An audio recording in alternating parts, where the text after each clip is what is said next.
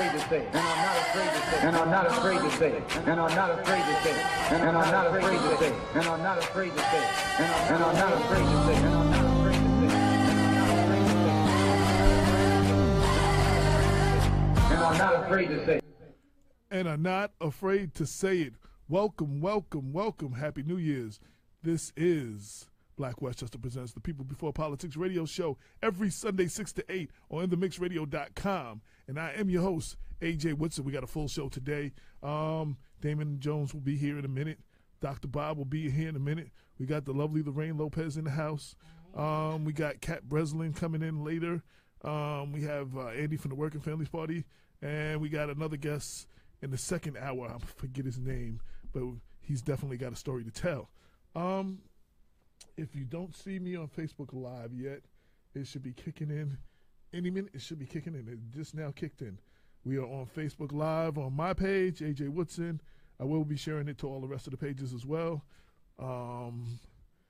Let's get right into the show. Lorraine Lopez, is there anything you wanted to talk about before we get into the show?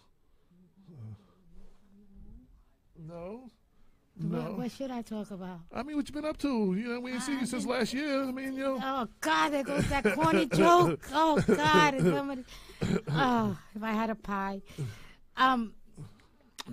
Spending time with my grandchildren, the loves of my life, having a great time with them. No doubt, no doubt. And because of the weather, I must apologize. Black Westchester is not everywhere just yet.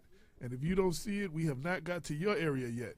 But we are going to try to get that done in the next couple of days.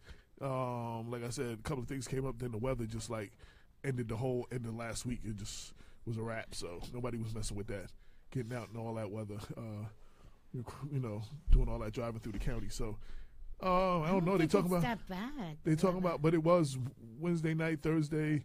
Thursday was bad, and that kind of made, then the weather, the temperature was like crazy to be like out, in and out all day, running in and out the car, dropping off papers. It just was kind of crazy. So, but the digital version is online. You can read the paper. And hopefully we will have every place that we don't have it now. We'll try to get to you this week. That's it. We got the lovely Mary J. Blige on the cover. Damon K. Jones, Man of the Year for 2017. We are gearing up now for the Black History Edition. Everyone who wants to put in their Black History ads, if you want to advertise your Black History events, please hit us ASAP at advertisewithbw@gmail.com. Shout, Omi Medina is always in the house. Omi. Said family. Kevin Bunch was good. Gotcha. Happy New Year's. I always supporting. You look cold, my brother. Yeah, I didn't take my coat off yet. We just ran in. I'm about to do that in a minute.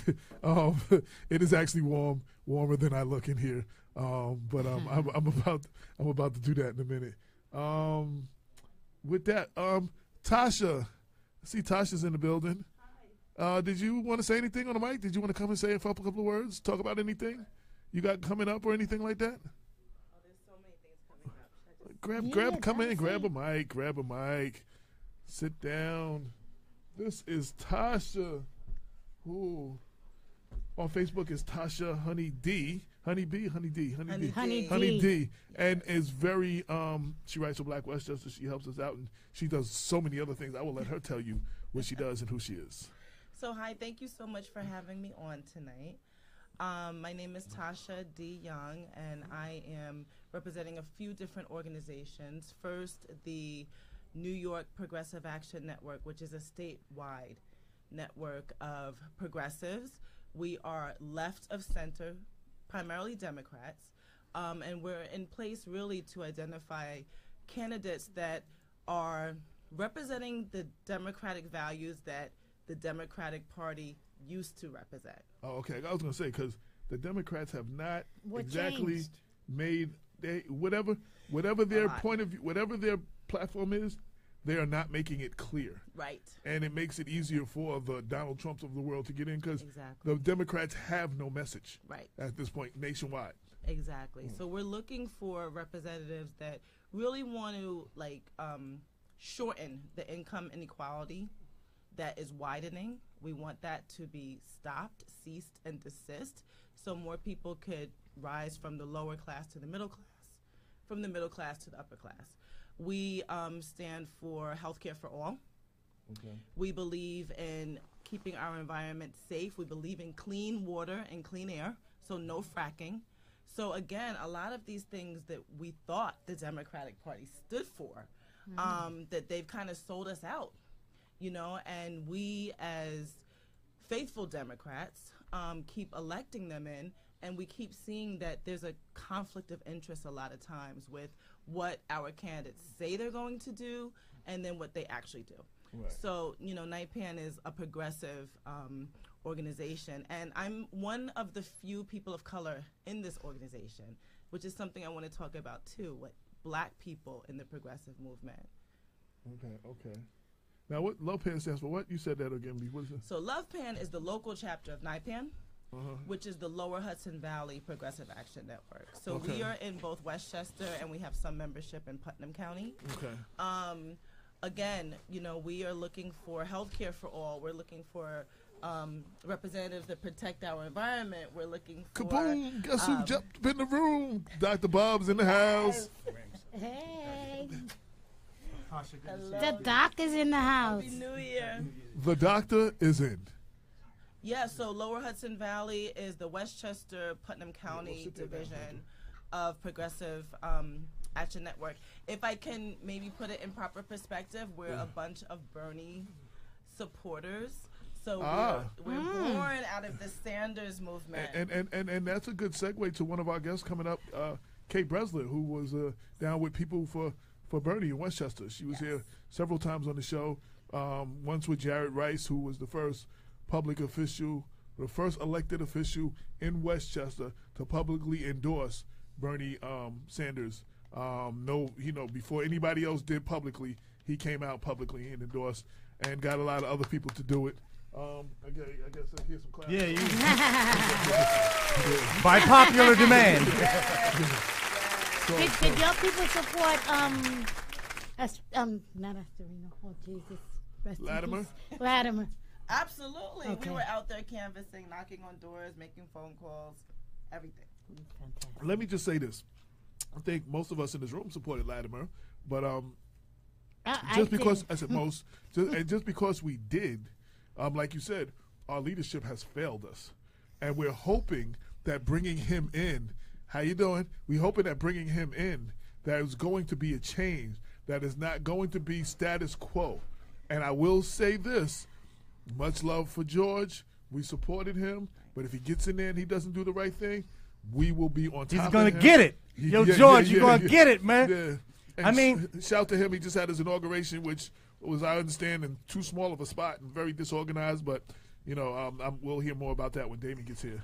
And yeah, Tasha was there, so. It's terrible. Yeah, so. Can I make a just The cat walk in the building? Cat, Yeah. Come sit down.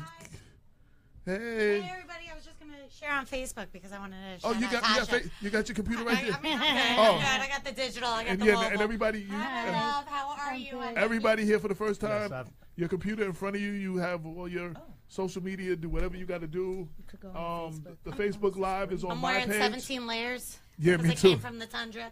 Yeah, and the Facebook Live is on Is it my on your page. page, AJ Woodson page? It's on my profile page. Yeah, it's there right now. You can share it to your page. I shared it to Latino Empowerment. I shared it to People Before Politics. On everybody hanging out with us. So, and we just again segue. We were just talking about Bernie Sanders, and we was talking about Who dat? our guest right here was with People for Bernie, and represented well, and held it down for him. Thank you. And I'm personally disappointed that he didn't get the Democratic nomination personally. I think he would have been a better candidate against a Donald Trump in the general election, and that's just I stand by that. You know, I think he would have had a better shot. Whether he would have beat Trump or not, I don't know. That needs to be seen. But I think he would have done better, and we would have fared a better shot. And that leads to a whole bunch of other things. So, how are you, Kat? Well, I'm great. I'm running for state senate. Yes. Talking the about seat vacated by. The one and only, the best retail politician this county's ever known, George Latimer, the man, myth, the legend. Yes. He did an amazing job today. Nobody knows this district and this county like that, man. Everybody felt like everybody's name got shouted out from that podium, which was really special. I was saying something earlier. We were talking about him. He is, because they were talking about him and Ken Jenkins and other things. And people have accused me of being a hypocrite for not supporting Jenkins because he's black, which is I thought was very means what we are supposed to only vote for people, like we can't have a open forum. We're supposed to only vote for people for one reason. But George was the candidate that made everyone feel like he was every man to every man. Like he was, you understand what I'm saying? He lives in Rye, so he represents. And he's from the south side of Mount Vernon. Right. I mean, we all know about his family. I've heard the stories 1,000 times. Right. But then he relates to that Rye community. To live there. For sure. And he relates and gets love up there. And he, said, represents the south side. And Mr. Astorino was also from Mount Vernon and has done nothing to help the city of Mount Vernon, has cut services, forgot that he was from Mount Vernon. We'll leave it there. So, and he didn't come from like a Stan and Loretta story like George Latimer did. And I think that, I have my own story of my grandfather came back from the war and he started a local union, IBEW Local 363 over in Rockland County because they fought for prevailing wages in Rockland County. My mom gets to go, my grandfather barely graduates from high school and my mother gets to go to college because of his prevailing wage. Right. And because she graduates from nursing school and has an RN, I'm able to go and get a master's degree. And that's the stepping stone that is, the American story. Right. Except for, wages haven't kept pace with property and assets. And we see that personified and exacerbated in our community here in Westchester. That's why it's so hard to access affordable housing. You've got huge developers coming in and making access to housing nearly impossible for anybody that doesn't make the median income of $84,000, and that's ridiculous. Well, Dr. Bob and I have often said on the radio, the term affordable housing is an oxymoron because neither one of us can afford to live in affordable housing. Really? So, you know what I'm saying? That's well out of my range. I aspire to be a professional Monday through Fridays. I have a master's plus 30 and I don't make that. And I've been in my profession for over a decade. Wow. Mm-hmm. And I graduated into the worst economy since the Great Depression, and I had to fight for a fair contract in Yonkers, and it didn't come to me. I, piecemealed my life together being a substitute teacher. The ACA wasn't passed when I was 26, so I needed health insurance, so I had to take a teaching assistant position right out of college. And that was the only health care that I could have access to, thankfully, that there was even that position. But, that didn't count towards my certification. And I wound up sitting in limbo in Yonkers, making half the salary that I was projected to make. And none of that counting, like I said, towards my certification. And I wound up being in jeopardy of losing my state certification because I had been a teaching assistant for so long in Yonkers and not taken a full-time teaching position. Now, all that institutional knowledge that was bestowed upon me in Yonkers through working there for 11 years is lost because I have to take all of that with me to the Bronx because I have to keep my teaching certification. So now you've just lost all of that. I think that's a waste and a devaluing of the worker. We could do a lot better of that. I'm sorry. I'm wondering who wants to talk to us while we're on the radio. Right, yeah, my phone rings. Who's talking to us? Mine is not ringing. Sorry about that. No, but we have in this economy, and we've had for a while too many people that are my ex-wife. I lived in Atlanta. My ex-wife, she had her master's in environmental and all that stuff. Could not get when you got the CDC and everything down. It could not get a job. Ended up being like administrative assistant at a printing place. You know what I'm saying? You went through all of that to do that, you know, and then you got people with masters got you know, manager jobs at Walmart if they're lucky to be a manager, or McDonald's. You know what I'm saying? Like, you know, and you got these ever present student loans to thank for, and I mean, and that yeah. $1 trillion crisis is looming over us, and if we don't do something about it, it's going to burst, just like the housing. I mean, we're obviously seeing the ramifications of that. I can speak to my own experience during Occupy Wall Street. I Don't tell me you were down in the park. you know, I didn't live there, I was down in the park. but You were down in the park. I was in New York. You gotta and put your Philly. mic in front. You gotta put your mic, so we want to make sure we hear you. New York and Philly Occupy. Thank you very much. Okay. So we got some real live. Some occupy. Activists in this. That's room. right. My Throwback. son, my son was there. I opened up. I turned on CNN and I saw my son with a bullhorn. Then I got the Daily News. I opened up the front, the middle page, and there was my son again. I was like, "Oh my Lordy Jesus!" Wow. Yeah. You know, a lot of people don't talk about this, but out of some of those general assemblies came some of the greatest ideas, and were thought out and thoroughly talked about.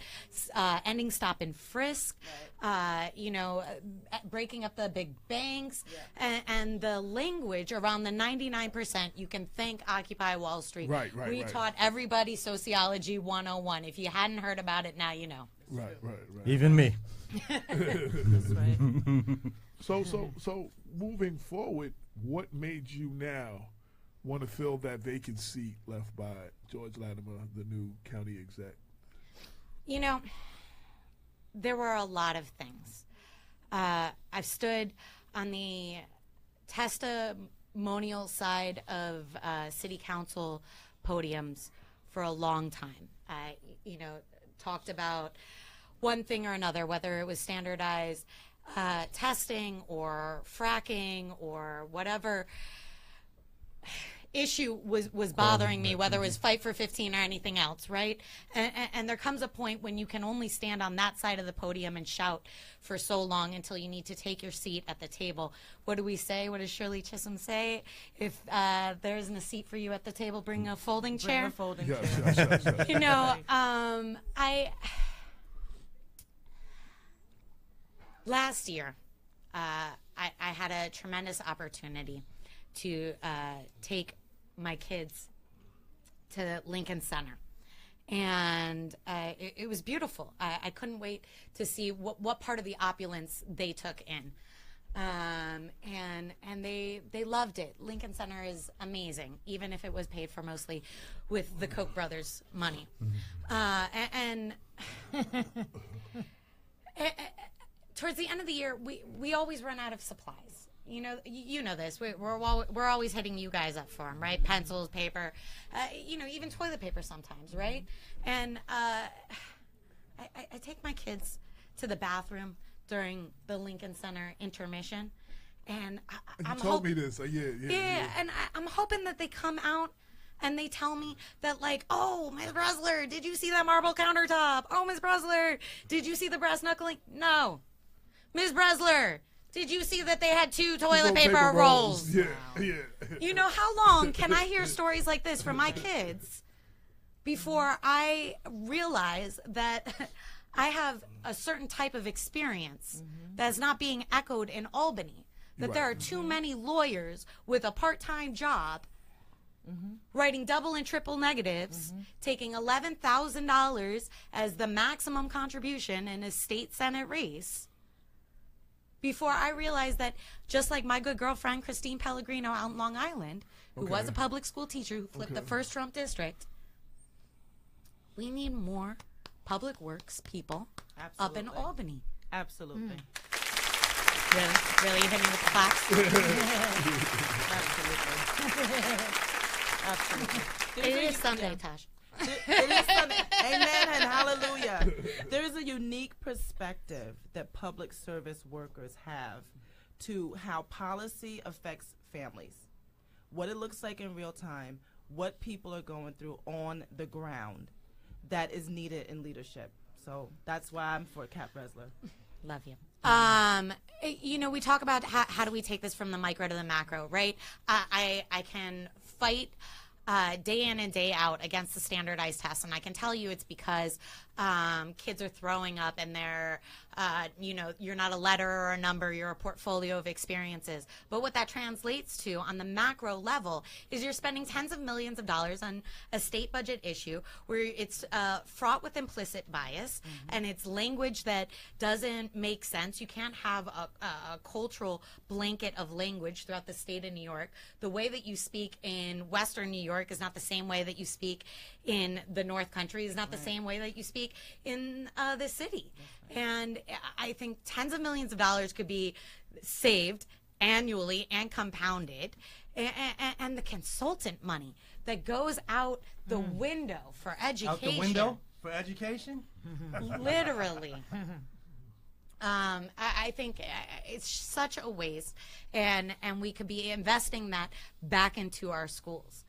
And I can't wait till we actually take that approach, that human element approach to education, and we recenter it around teachers and students, and not about, you know, big testing giants and the money that they give to politicians at $11,000 a clip. So Kat, very often when we have discussions about the expenditure of public money, the more conservative elements of the society tend to make a boogeyman of the so-called, you know, welfare recipients. But it sounds like one of the issues that you're highlighting for us is the need to shine a light on corporate welfare, crony capitalism. What kind of proposals, because I think we all are, I mean, I think a lot of Americans are in agreement that much of the kind of money that corporations get to provide for public services in the form of private contracts is highly inefficient, very wasteful, if not, you know, corrupt.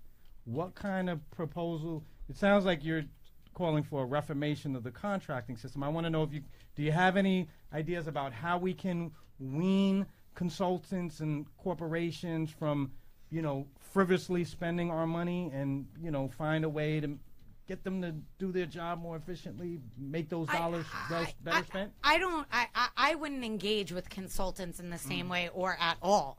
In my opinion, I think that that's a waste. I think that's pork that needs to be cut away. And I think that largely where some of that comes from is, you know, the niche circles that people run around in, right? Everybody coming out of Columbia running most of the state. So there's a certain type of circle. So the consultants and consultant teams that come out of Columbia might be more favored. And I hate to shout that out because I have a few friends that are really good lawyers out of Columbia, and they do some good things. It's not to condemn the school. I think the circles and the access, right? It has to do with that $11,000 maximum contribution, that campaign finance.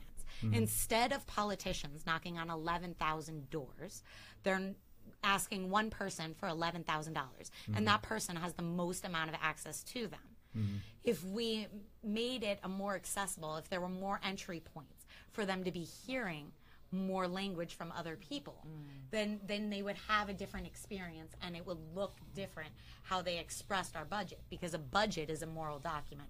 We know that the operational expenditures are different than the actual set out moral document that comes out and is voted on April 1st. I've never heard that moral document as a budget. I did not coin it. It's I mean, I would love to take credit for, you know, every genius language that comes out of my mouth, but I read up on a lot of this stuff.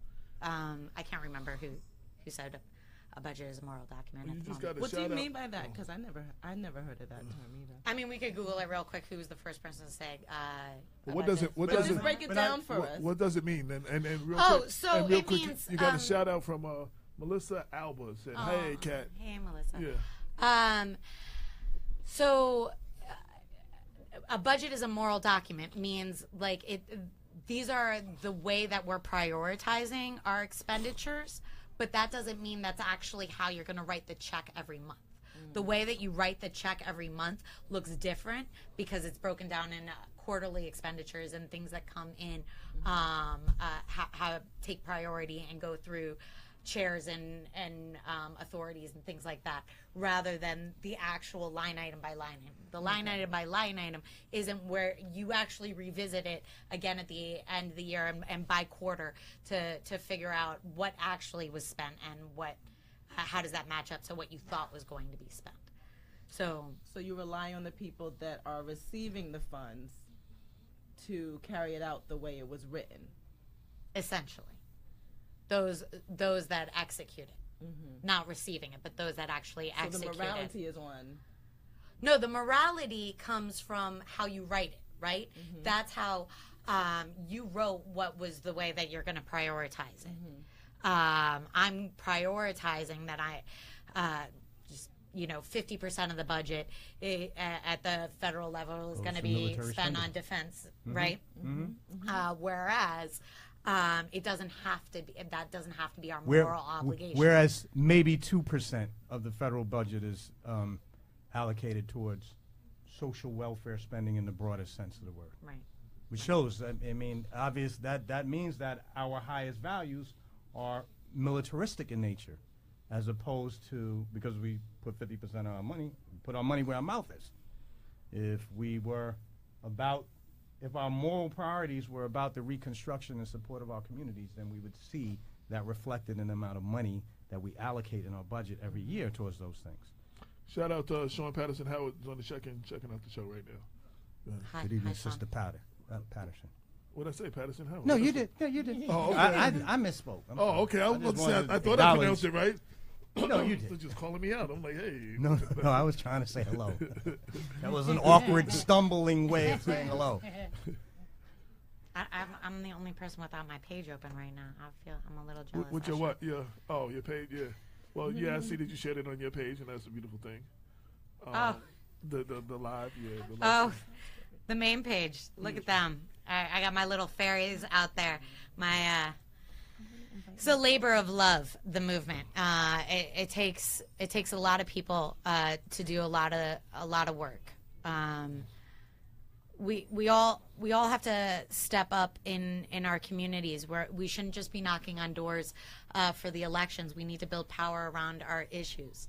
And we need to talk a lot more about what those look like on the local level around housing and how to build up like our local tenants packs and making sure that people have leaders in their community, which kind of brings me to, go ahead. I was wondering if you could clarify, what do you mean by local tenants packs? There's a thing, there's a group called Tenants Pack, and I think that we could have more tenant communities signing into that in Westchester, and we ought to find more leaders for buildings to lead that.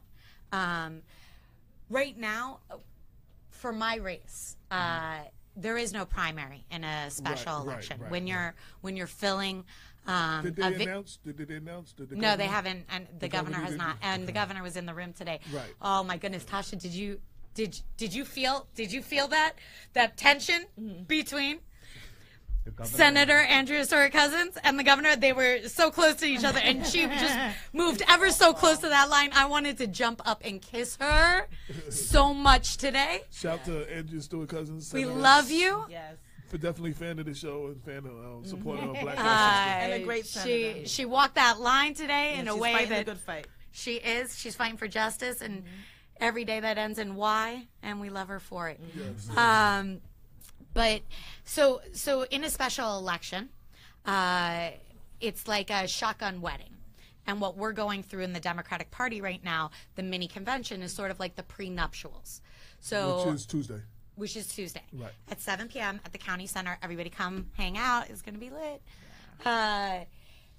So there are district leaders for every electoral district, and these are elected positions in the party. And I think that we could see tenant leaders, right, doing this, right? What we need to do is have building captains. I was just going to say, you're talking about building captains? Yeah. I'm trying to bleed that over into this. You see where I'm going? You coming with me? Coming for this walk? So what we need is more building captains to be district leaders and represent us more in this process. District leaders are incredibly important when we look at a mini convention where they have all of the power. We don't have time for a primary. We need to quick, fast, and get representation back up to Albany. We're about to vote on a $160 billion budget.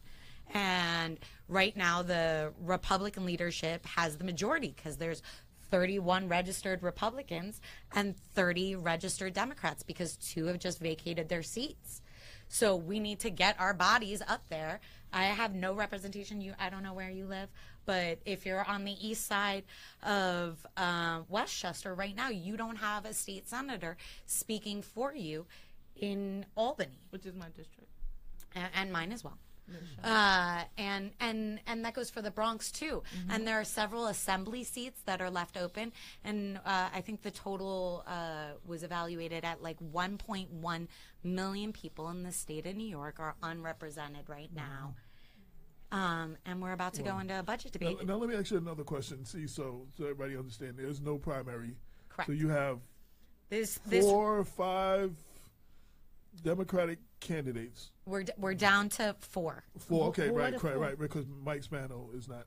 So you got 4 Democratic candidates 1 public school teacher. running for the same position, but there won't be a primary, so there'll just be mini. We just said mini convention or whatever, and one person will be picked, and then I guess the others will be vying for other lines so they can get. So they can. I don't think. I mean, I know I won't. You won't. You either win that or you keep it moving. Absolutely not. There's no way that we can cede any of this power over to the Republican line. Our values differ, and I will take incrementalism and pragmatism over the alternate. That does not mean that I am not vying for a better world for all of us. I am willing to negotiate and not let perfect be the enemy of the good on this, for sure. Wow. And that's interesting because in this, what we've seen in many elections in Westchester, we got after the primary, we have these big to-dos, when it's a mostly Democratic area, and we got still the Democratic person who won the primary still has to run in the general election against various candidates. Right.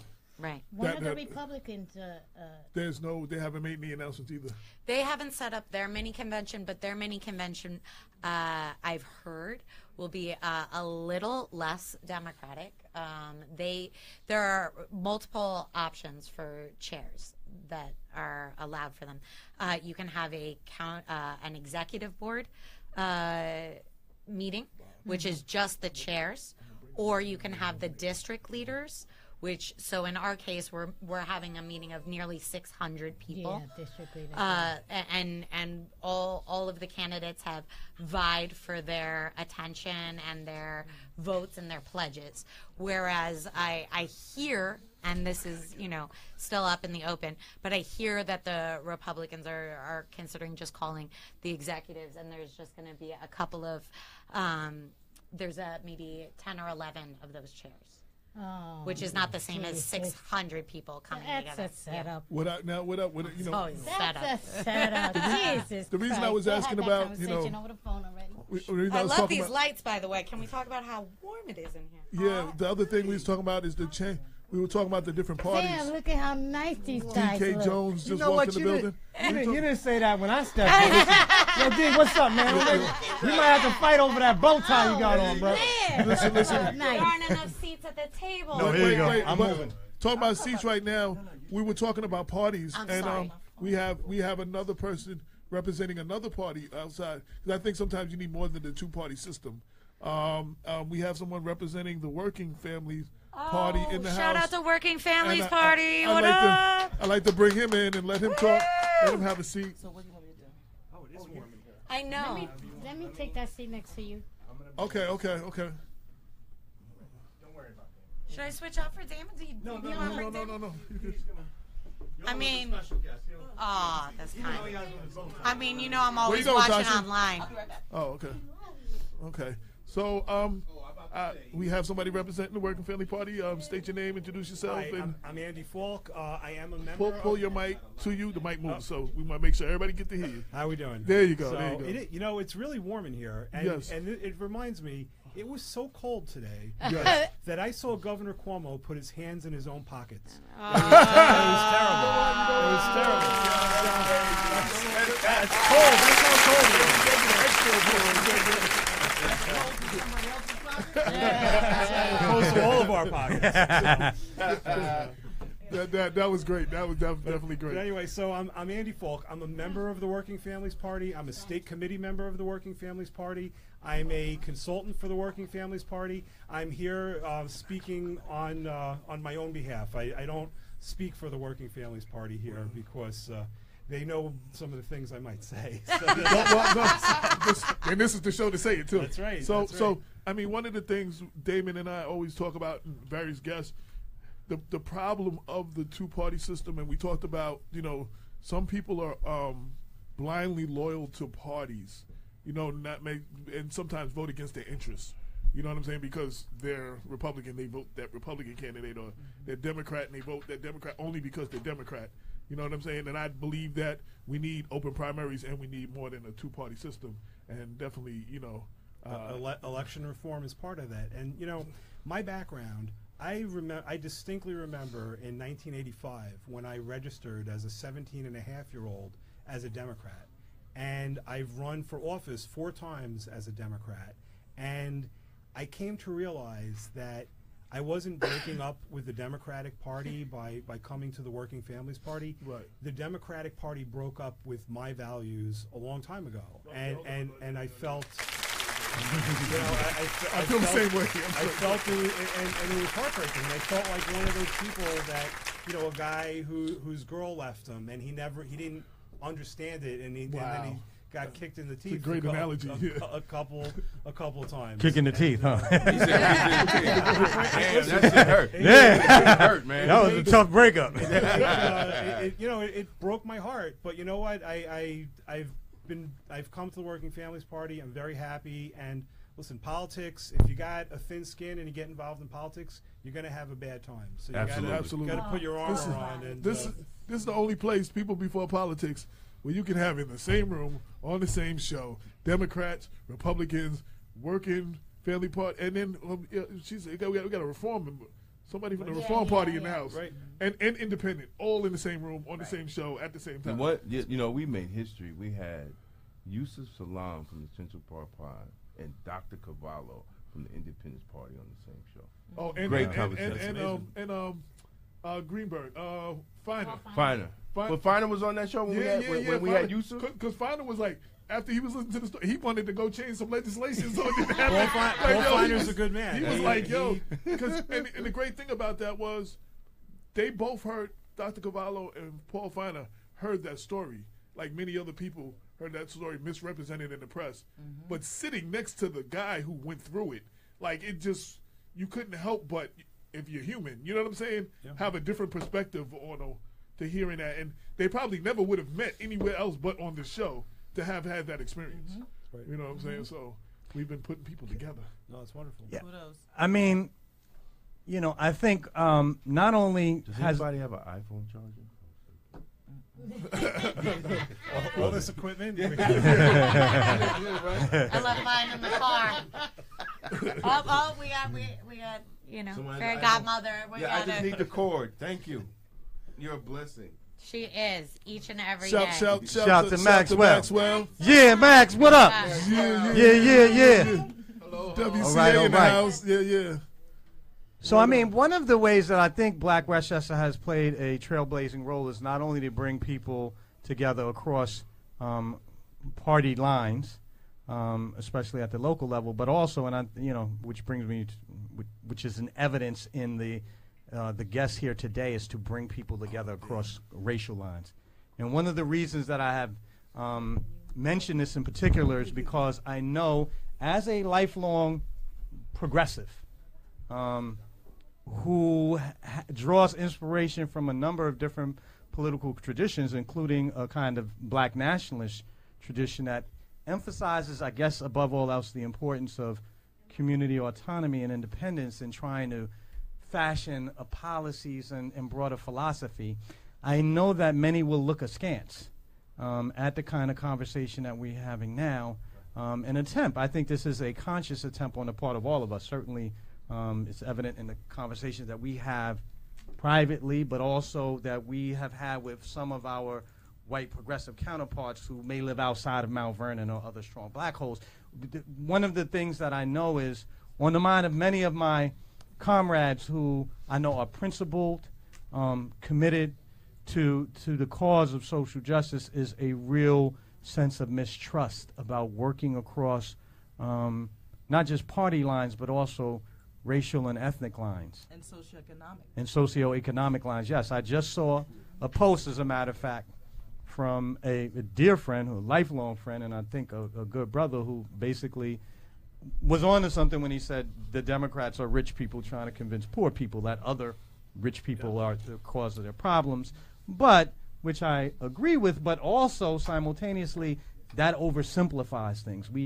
The Democrats aren't just about rich people or white people. When we use these global monolithic categories, we tend to oversimplify things. And I guess I'm asking specifically both, what's your name again, brother? Andy and Kat, to kind of speak to this, because I think it's the kind of elephant in the room a lot of times. Like, we can't trust some of us, given our history. I think that's a very fair statement, and I think I'll give you a perspective of what I've seen the Democratic Party at the national level, many times at the local level, do. I live in Putnam County, and a couple of years ago, I saw that the Putnam County Republicans were having a meet and greet. They created a Hispanic Republican coalition or caucus, and they were having a party. And come have a beer, talk to us. And I called up one of the heads of the Putnam County Democratic Party. I said, hey, listen, this is what the Republicans are doing.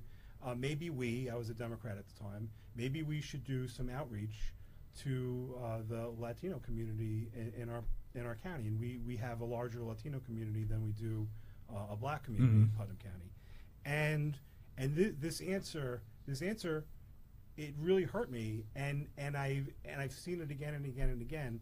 We don't need to do that. We're the Democrats. Who else are they going to vote for?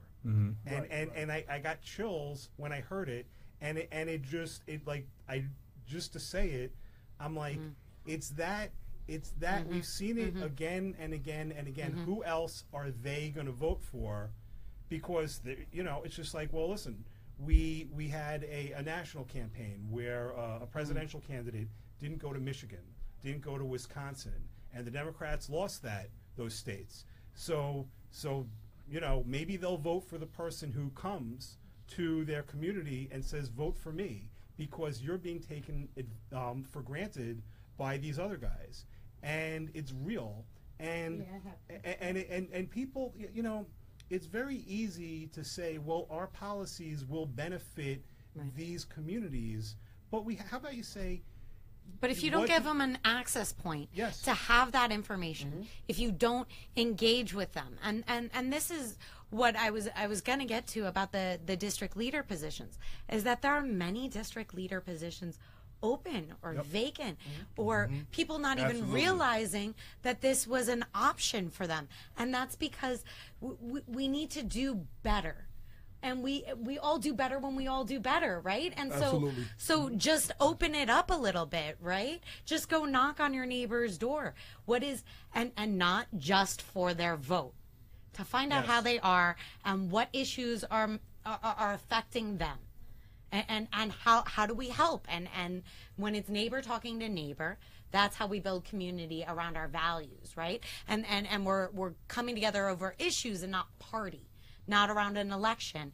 We're building power around something that's bigger than us. And it needs to be communicated. I've knocked on many thousands of doors over the years, and there was one particular door that I remember, and this was up in Dutchess County. I knocked on a door, and I wanted to engage in politics, and I was asking this particular person at the door to sign a petition, and she said, "I don't get involved in politics." Now when you But your boss does. Now when you go to doors, you're supposed to have like your game face on. You're supposed to be able to talk and engage and pivot.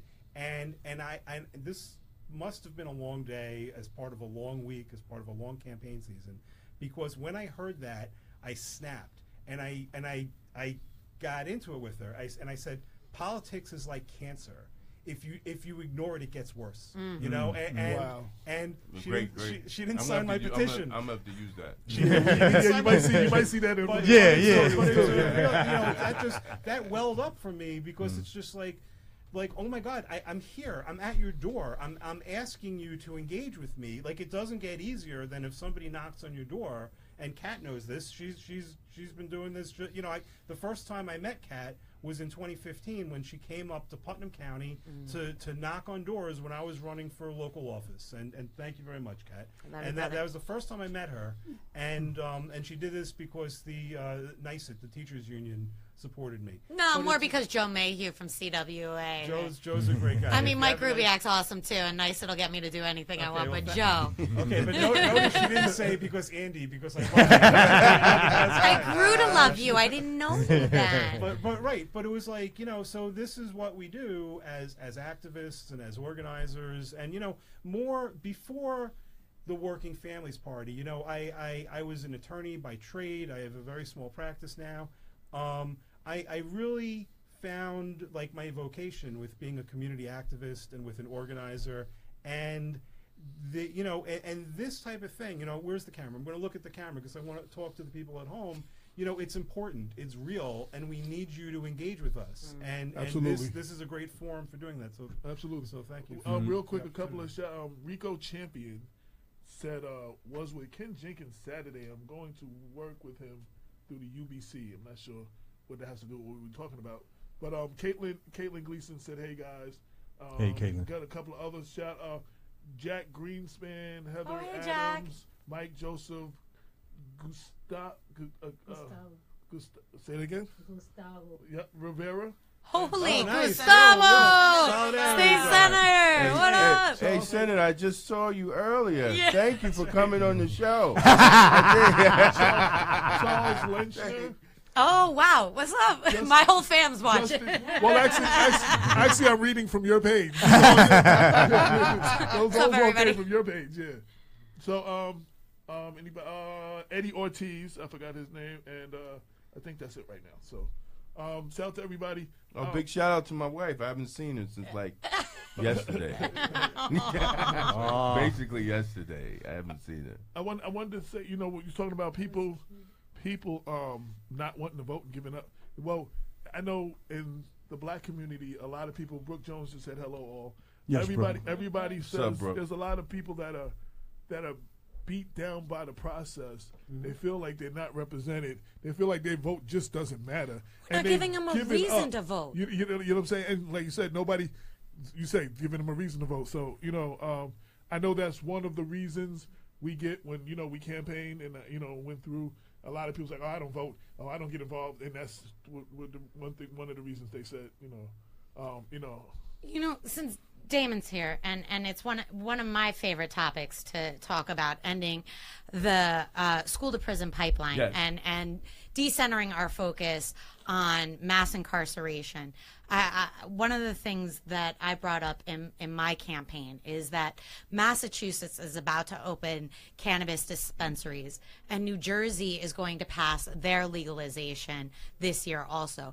New York is falling behind New Jersey in progressive politics. Wow. We have a real chance to move the ball forward and come up with, again, a way to curb some of mass incarceration. We're certainly not going to solve all of it, but let's start moving the needle forward. That's what progressives like to talk about, right? We should let all the marijuana users out of jail, so we have more room for politicians and bankers.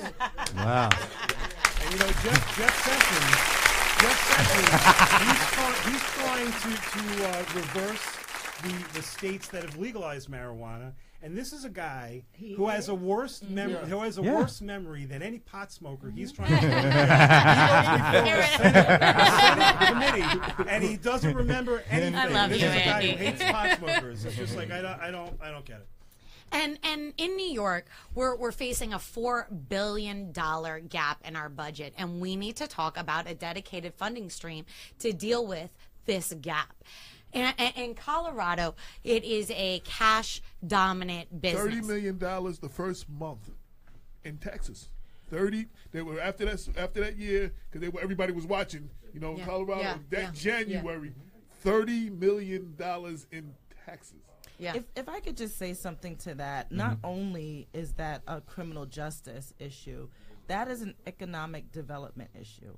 And if there is legislation to legalize marijuana, there should also be legislation, and I'm saying legislation along with programs centered in communities of color that have been restoring the economy back to those communities of color where you took individuals out of and imprisoned them for decades. So it cannot just be that a bunch of Say it excuse me again. for saying No, it, it's all right. I'm white right here. people in the know how to start dispensaries. It has to be economic development in the communities that were the most affected. Absolutely, and absolutely. Right. No, and you know, like illegal marijuana is a way to take young black men and throw them in jail. Because as an attorney, I've seen you know people of color. It's a way to stop them on the street. It's a way to empty their pockets, and it's a way to start them with a criminal record. And I've seen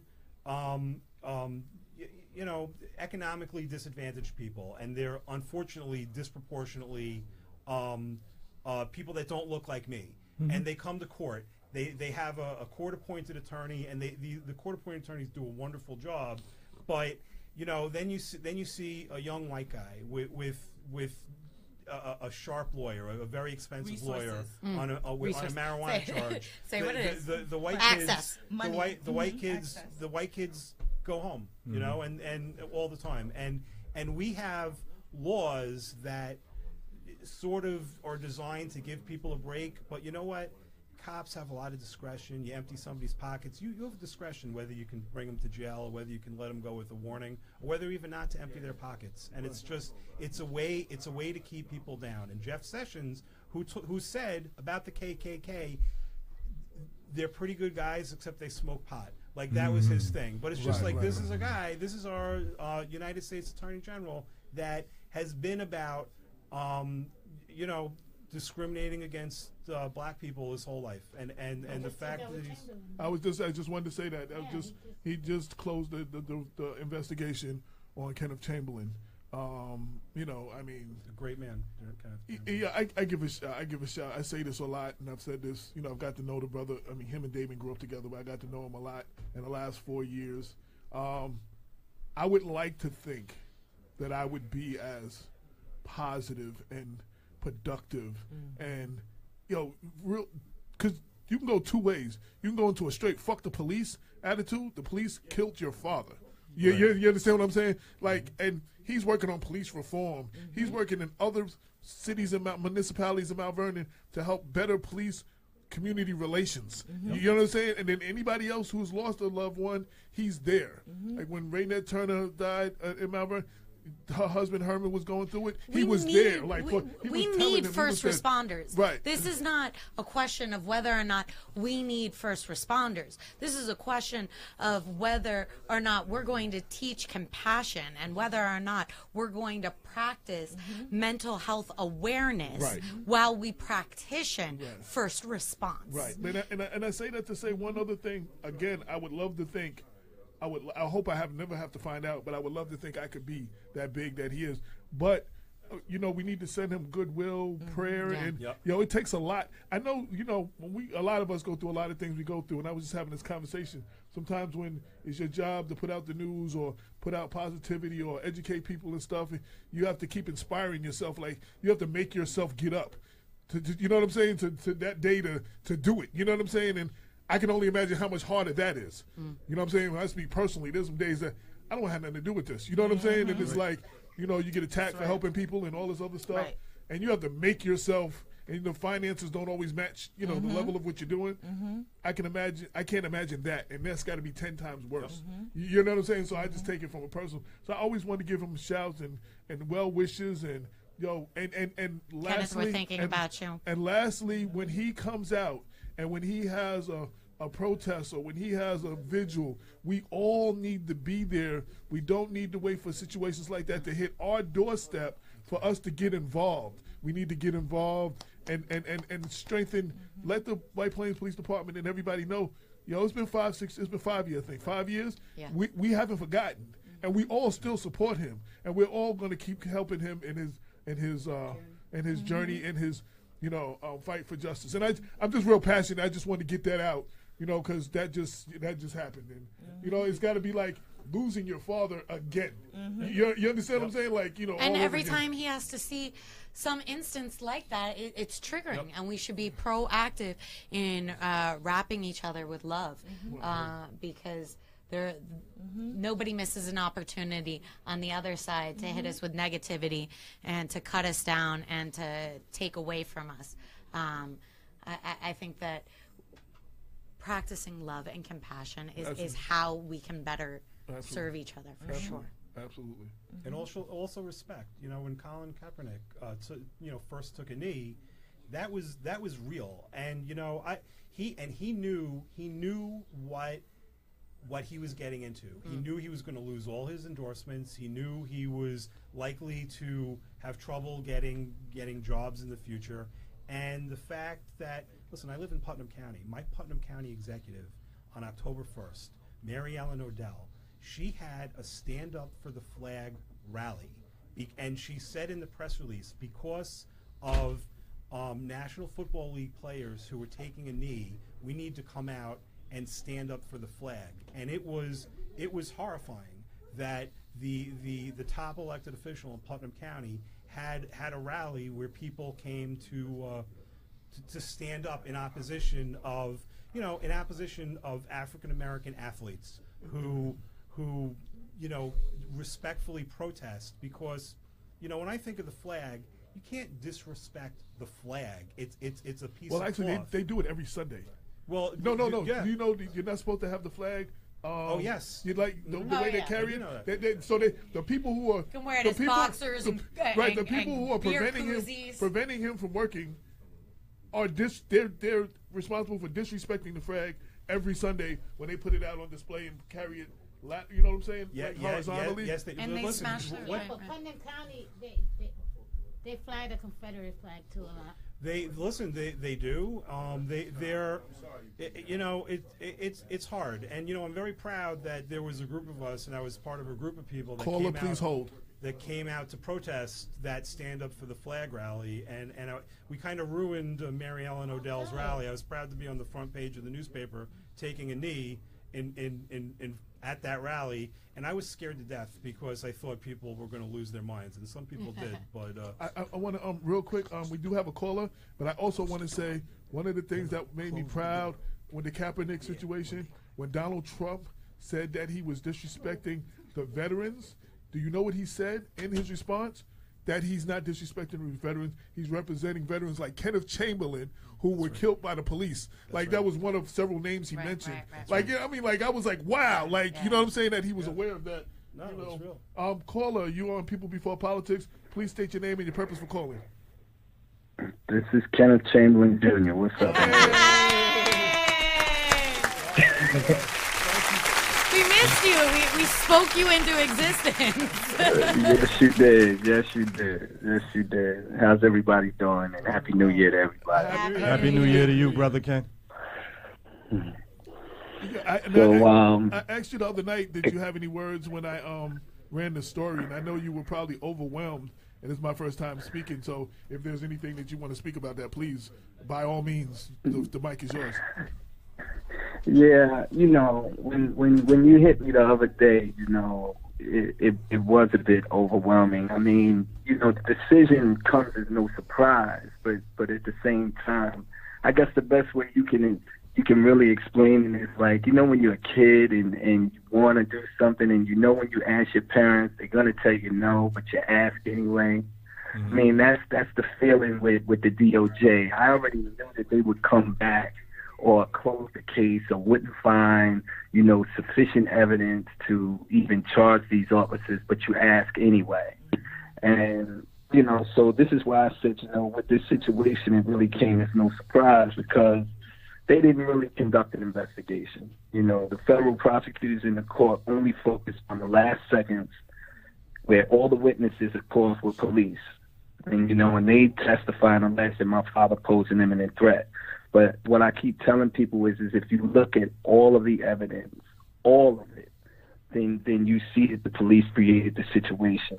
And it was their racist behavior, and it was, their lack of professionalism and not allowing supervisors into the evidence and things of that nature that the judge disallowed or ruled out, which is why, when the DOJ looks at this case, they're just taking what the police gave them and sit on it and then turn around and say, oh, well, there's not enough evidence here. So, of course, it's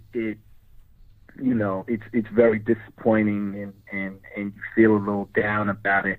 But I had to make sure that everybody understood that has nothing to do with the appeal. We are currently in appeal right now. And this decision from the DOJ has nothing to do with that. Okay. That's what's up. I don't think so. No, I don't think you can. Once they make a decision not to investigate, I don't think you can appeal that decision. Well, I mean, the only process is appealing is taking the political process in your hand and protesting the Southern District Attorney, and that can be an option to protest against the decision not to appeal. I want Kenneth to hold on for a minute. Kat is not going to be, has to leave soon, so I wanted to give her a chance to say any last words, anything that you said you got to. Yeah, I want to encourage everybody to get more involved. The way that we provide more openness and more transparency in our government is by accessing it. So if you're looking to get involved with your district leader, whether it's today or any day, you can go to my website and I'm going to help you out with that. Great. That's KatBrezler, and AJ is always going to help you find me anyway. Yeah, right. Social media. Yeah, it says. Kat Brezler. Okay. Everybody.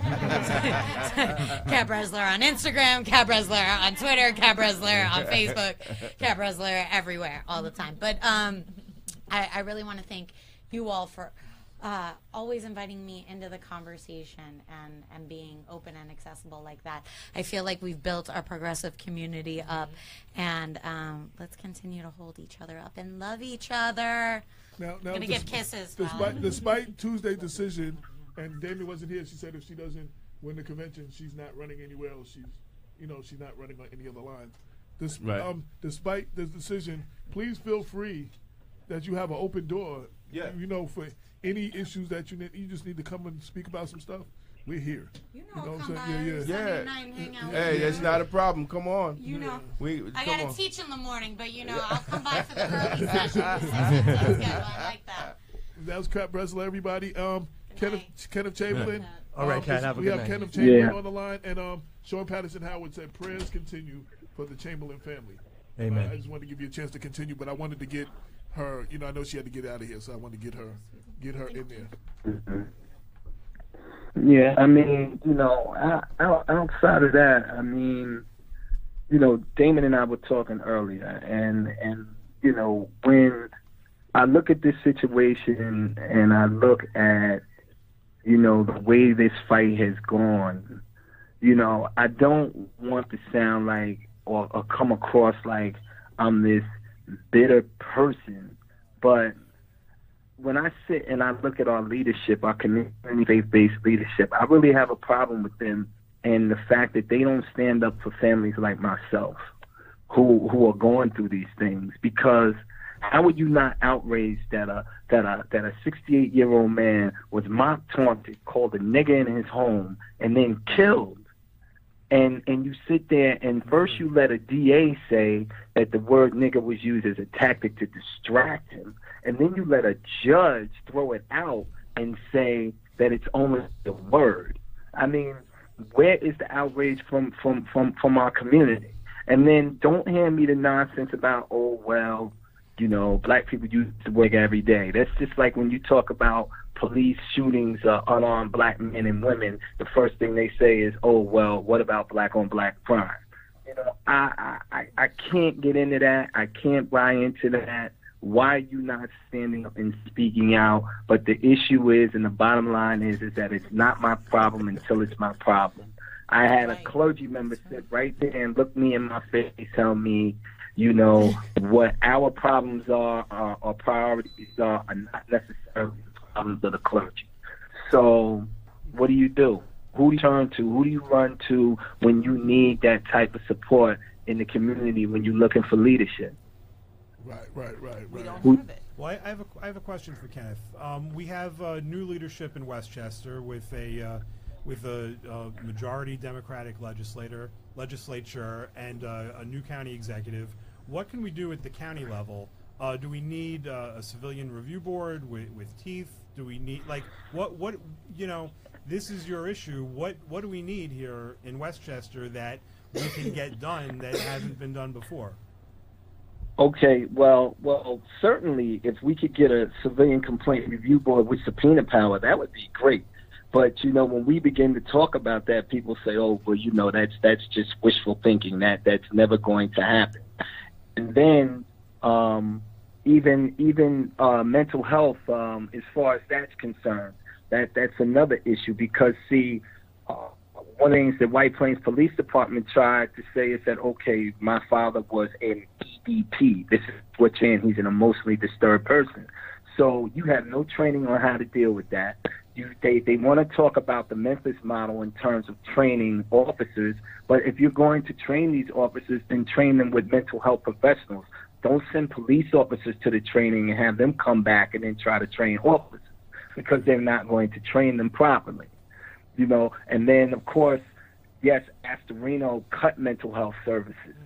So you didn't even have a you had one crisis intervention team for all of Westchester County, when maybe had you had more than that working around the clock, you possibly could have had someone that was a mental health professional respond to 135 South Lexington 6 years ago, and hopefully my father would be alive today. But these are the things that we don't see happening out here. Now, I've been to one of the meetings that they had with the transition teams and everything, and people ask me my thoughts on that. And all I can say right now is it's just a conversation. Until I see something being done, it was only a conversation. You know, and a lot of times people will tell you or say what it is that they think you want to hear. I'm all for George Latimer. I support him 100%. And I'm looking forward to possibly working with him in different areas. But for right now, like I said, it's just a dialogue. It's just a dialogue. But I want to piggyback on what Ken's saying. Being on the subcommittee for criminal justice for the transition team, I don't know if I'm supposed to say it, but I'm going to say it anyway. But some of the recommendations that were agreed to was to the crisis interventions team to make it 24 hours, 7 days a week. Also make sure that police officers are trained in dealing with mental health. The only law enforcement officers in Westchester County that's actually trained to deal with mental health is corrections. Mm-hmm. We take a very good course in dealing with mentally ill people. But at the end of the day, I think what we're doing is only giving recommendations, but I think it's the people, it's the people that put our elected officials in office. And one of the reasons why I'm late is that I did stop over. I got kidnapped by Councilman Andre Wallace. I got kidnapped, y'all. I wasn't trying to go, but I end up going to the Black Dems. You should have called the White Plains Police. Yeah. No, I wasn't doing it. I gotta call Andre and tell him to give me my part of the hostage money. But one thing, at the Black Dems event, we did stop over there, and that's why I was late. And I'm glad that I went because a lot of people were very interested in the Westchester Black Political Conference. I think that was the key. But another thing was Lattimore did say something that we need to continue to speak truth to power, and that he wants us to speak truth to power to him. So I think it's the power is in the people to make these changes. If we know that these changes, and I'm hoping that the report from the Criminal Justice Subcommittee is made public. I suggested that it should be made public so people can know what we suggested, and we recommended for the process to make our police countywide, because we also got to understand Westchester County Public Safety their academy trains all the 43 municipalities. So if you have if you have a police academy that is not up to par in training police officers to go out and serve their community, all right, you're going to have defective police officers. I mean, that's what it is. You know, in my younger days, I would have said they had dumb cops, right? And I had a really discussion with a lot of cops about that. But if you don't know, right, either you're ignorant or you're dumb. If you're not trained correctly, either you're ignorant or dumb because you just don't know. We're not saying, we're saying you don't know. But we have to have a police academy that are going to train our police officers not to be warriors, not to be another arm of the military, but to be problem solvers in our community. That's what it's all about. I think we got the culture twisted. So hopefully that we're able to get the proper people in commissioner positions under Lattimore and with Ken Jenkins, that we will have public servants that will actually serve the public. Police officers right now, they have the warrior mentality. Yes, they're supposed to be on high alert. We have everything's going on. But, what happened to Officer Friendly? We all used to know Officer Friendly back in the day. It was a program. They used to call them Officer Friendly. So we got away from that, and we need to get back to that. We need to be able to shut off the warrior mentality. And when we're in our communities, we need to have the Officer Friendly mentality and be problem solvers in our community, especially the poor in the black community. We need to be problem solvers and instead of people instead of another gang or insurgent. Right. That's not the way policing should be. That's not the way Robert Peel, with a lot of these law enforcement professors and experts, they all go back to the Peel, Robert Peel, who's the founder of law enforcement. But if you go to the Peel principles, it's basically community policing. If you read the Peel principles, so if we wanna talk about Peel, well, let's get back to the Peelian principles. But we also need people that's going to come in and problem solve, because Peel looked at his officers as being problem solvers and attached and having the community and the police being one. Right now, it's not like that. Real quick, I just a couple of quick shout out. Pedro Reyes just tuned in. Glenn Butler, Tony Nix, Osiris Imhotep, Damani Monet. Did I pronounce her name right? A few others just checked in. I want to break the levity up a little bit. I sometimes play Flavor Flav to Damon's Chuck D. A minute ago, Damon turned around and everybody started laughing. A lot of people don't know we were all talking and we were waiting for that minute. It was warm in the room, and you see me when you look up at I'm like, oh God, Damon's back. And shout out to Cynthia, because Cynthia used to sit right there, and she used to always get to that point where it would be, she actually had a fur coat one day, and it would get to a point where he would be warm, and he would turn on the air, and then it would be freezing. And he looked up at the air conditioner, and me and Bob looked at each other, and this is something that used to go on all the time in the first year. It get to a point where he would turn on and freeze the room. So I just had to bring that up for, shout to Cynthia, because she be sitting here, she be talking about that all the time. So now y'all get to know what, y'all get to feel the Damon effect. Feels good. I'm actually good, but it is a big difference. Yeah, what's up, Kenneth? I just want to say, and then I'll let you guys get back to your other discussions. One other important piece I would say too, as far as on a county level, is see, the people don't have any place they can really actually go when they really want to file a complaint. They don't feel comfortable walking inside a police department filing a complaint because they feel like the complaint is not going to be taken seriously. We see, and I can tell you from firsthand, you can't walk inside the Westchester County DA's office. You can't even walk in there to file a complaint. You have to mail the complaint in.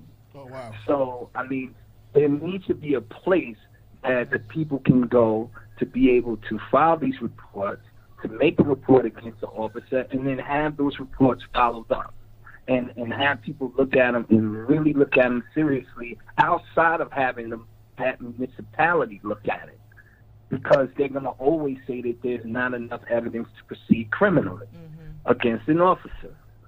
And that's something that I think that we should look at. And as far as when we go back to the training, and Damon was talking about the training in the police academies, and I think that we had this discussion before, they're trained in the police academy, then they go to their individual municipalities, and then they're taught something different. Right. So now, if that's the case, then what is the point of the academy training? So the same way you have the NYPD, why do you not just have the Westchester County Police Department? They all fall under one umbrella, and you have your commissioner, you have your deputy commissioner, and you have your chief in all the departments, and they're all following one policy. Because for instance, like the policy for police body cameras in Greenberg is different than the policy for police body cameras in White Plains. Wow. Which is different from the police body cameras in New Rochelle or in Mount Vernon. Well, we don't have. So this is where the problem is. No, we never got the money. What happened to the money? We said we had some money. Well, that's a whole nother. I thought y'all had cameras in Mount Vernon. No, there was a talk. There was talk of it, and supposed to be put in the. It was supposed to be. Maybe it got used to buy the car. I don't know. Oh. I don't know what the hell happened to the money. So for instance, like in White Plains, the policy with the body cameras is it's officer's discretion. They don't have to turn it off. Well, but you see, look, there's no outrage.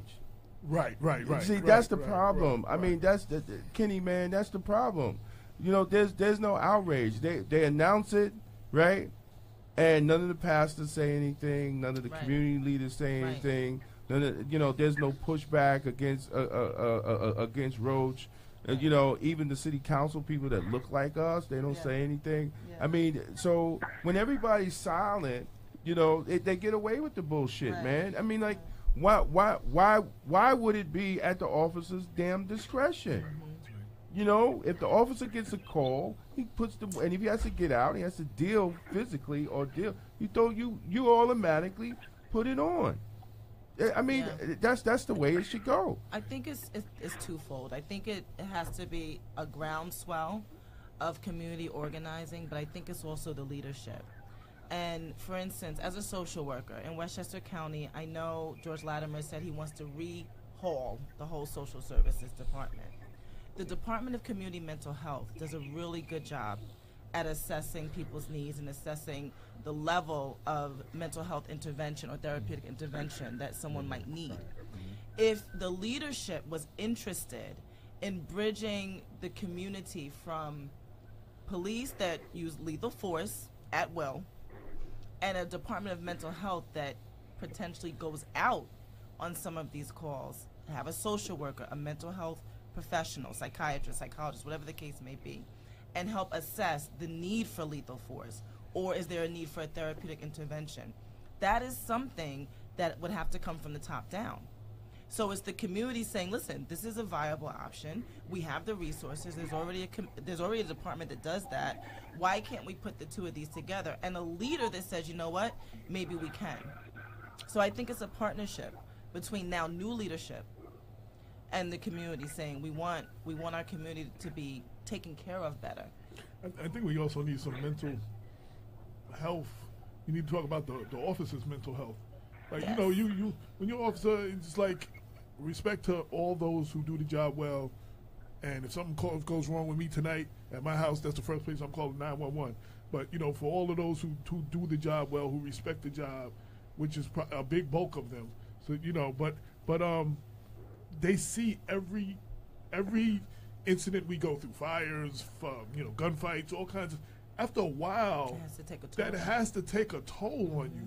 Like I had a pastor tell me before, you know, he has to stay prayed up when he does, you know, marriage counseling and stuff like that, because he's not careful. All of those problems will end up going into his house. You know what I'm saying? So he has to.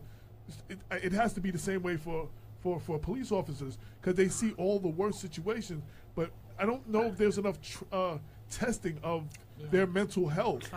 You know what I'm saying? You know. Well, look, they're only psych tested once. That's number one. With psych testing should be consistent as long as they are on for the time that they remain on the job.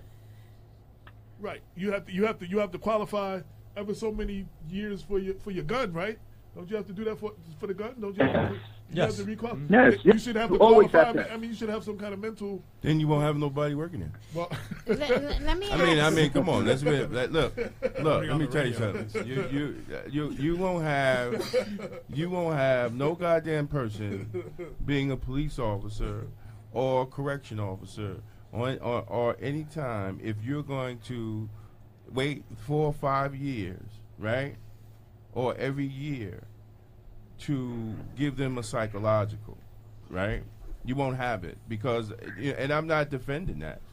You know, I really think if an officer fires his weapon, it should be an automatically drug test, right? But if you're talking about the psychological, bro, you're crazy. The shit that I've seen in 28 motherfucking years in a jail, no, the average person don't see a man get raped. The average person doesn't see a man eat his own shit. Right? They don't see that. They're pissing a cup and drink his piss. That's what we see. See, people don't understand that. They think that we just go in there and it's lock in, take a tray. No, we deal with some crazy ass fucking people. Right? The average person doesn't get feces and piss thrown in and thrown at them on a daily basis. Right? So if you think, I guarantee you, I'll take a mental exam tomorrow and they'll say I'm crazy as batshit. Right? Because the things that I've seen. That's what we would say. Look, that's what y'all say now. Yo, DK, Damon's just a crazy dude, man. But what we see, right? You know, I mean, like my wife's a detective. She'll go to a call and you see someone with their throat just cut open. You know, I mean, it affects people after a while. And that's why you have a high divorce rate. That's why you have high alcoholism, domestic violence, all these issues. That's why we die faster than anybody, heart disease, all this type of stuff, because we see shit that nobody else sees. Just like we and they don't want to see it. We went to that place and the dude got cut and his guts was all hanging out. And all right. Like, yo, everybody's freaking out, and I was just like, calm. Can I get a So it comes back down to resources, and and AJ said that, you know, if he has a problem, he wants to be able to call 911. And look, I'm gonna be very, very, very honest with you right now. I'm not in some of the thing happens. I'm not calling these. I'm gonna get to wherever I gotta get on my own. Because at the end of the day, I'm afraid to call them to have them come. Absolutely. But see, I really am. But it falls. Go ahead, Ken. And then just really quick back to the piece with social services. DMA does do a good job, because I work with them and to them, trying to assist. But your phone is starting to break up. You're breaking up. Not hearing you well, Kenneth. I don't know if it's where you moved to or whatever, but your phone's breaking up a lot. No, you're breaking up worse. Yes. I was talking about DCMH. There you go. All right. In Westchester County, saying that yes, they do a good job as far as assessments and like that individuals, especially a lot of them, they pass through the Department of Services. But then the other resources are there. There are no penalties for these individuals not taking their treatment seriously. All of these different things that they should be doing is not being done. And it's like, I personally feel like they waste money doing these shack assessments and doing these other BSAC assessments separate and apart. You know, it's like, where is the money going? Why is all this money being funneled out to all these different areas when it doesn't have to be? If you want shack, these single homeless assessments to be done up at like the VOA across from where you work at, then yeah, let them do that. But as far as like the alcohol and substance abuse and things like that, you could have one area. DCMH has KSACs. Let them just do those assessments, you know, instead of sending it over there, because what they're really doing is investing money. So the resources are really not there the way it's, you know, you and can potentially be utilized for community policing. We got a comment from Karen Chamberlain. Said psych tests should be done every 6 months. Absolutely. And in the mental health profession... No, go ahead, Todd. Okay. I'm sorry, Kenneth. I was just saying, in the mental health profession, unlike criminal justice, we're able to give each other free therapy. We're able to remind each other, listen, do you need to talk to somebody? Listen, do you need supervision? Our supervision with our higher ups consists of mental health assessment for the individual in a lot of ways. Or we have something called a group supervision where we're like, listen, you are having some responses to this client that are not serving you or the client well.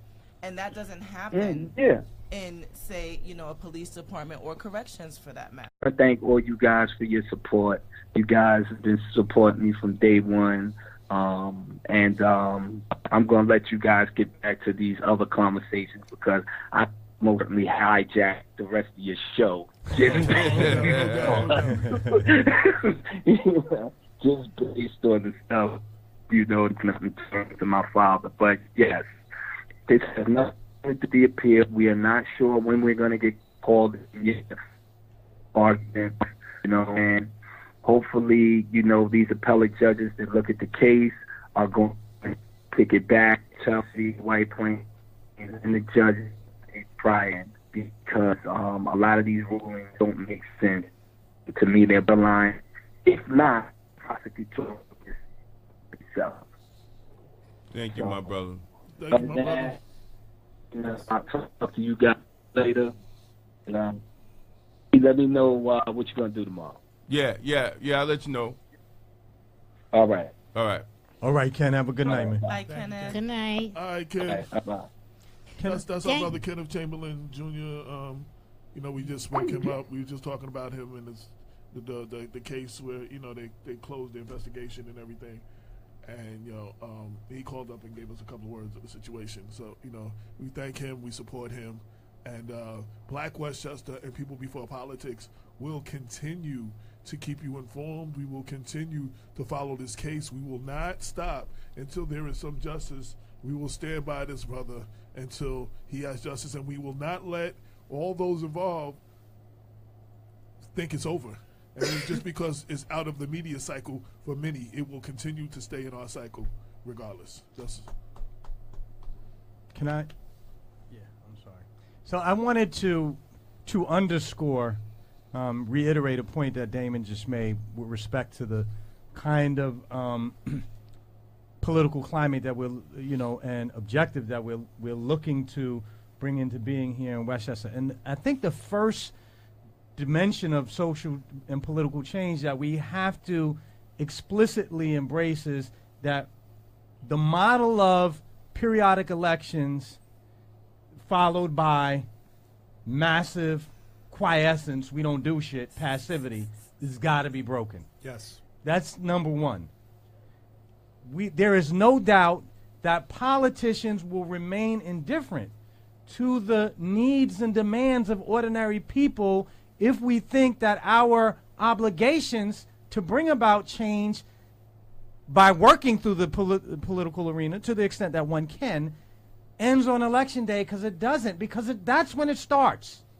That's when it starts. Right. We have to have the determination to follow up on some of the successes that we have enjoyed here in Westchester County and throughout the country in the last election cycle by creating a more a climate that's more amenable to progressive change. We have done that, and we run the risk of squandering that victory, however tenuous it may be, if we decide, you know what, the politicians are in, we did our job, we got them in, now we can sit back, and if they don't do what we want them to do, that's their failing and not ours. Right. No, that's our failing.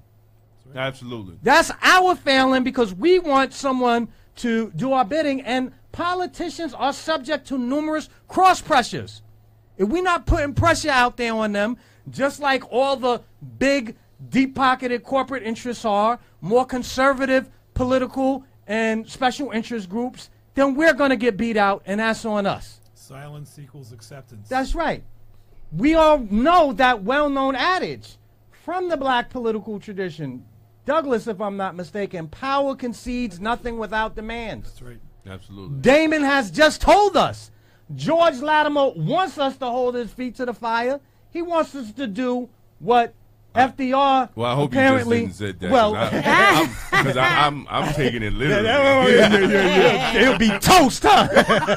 Start with today's inauguration. Right, but listen, our job, and we are taking it seriously, is to be as critical now that Latimer's in office as we were beforehand. We're gonna have opportunity after tomorrow when the county board of legislature elects a new chairman. Well, let's talk about that, man. Yeah, because I saw Ben Boykin tonight too. Oh, did you? That's man. That's yeah. You know now because that's one of the discussions that we've had. I know I spoke with Tasha about it a little bit. Great. D. I love it. And I've had a broader discussion on Facebook with brothers and sisters that I know are sympathetic to this broader progressive cause. And, you know, the question really became, is a question of, is there any kind of substantive difference in the choice of, possible choice of Legislature Parker versus Legislature Boykin?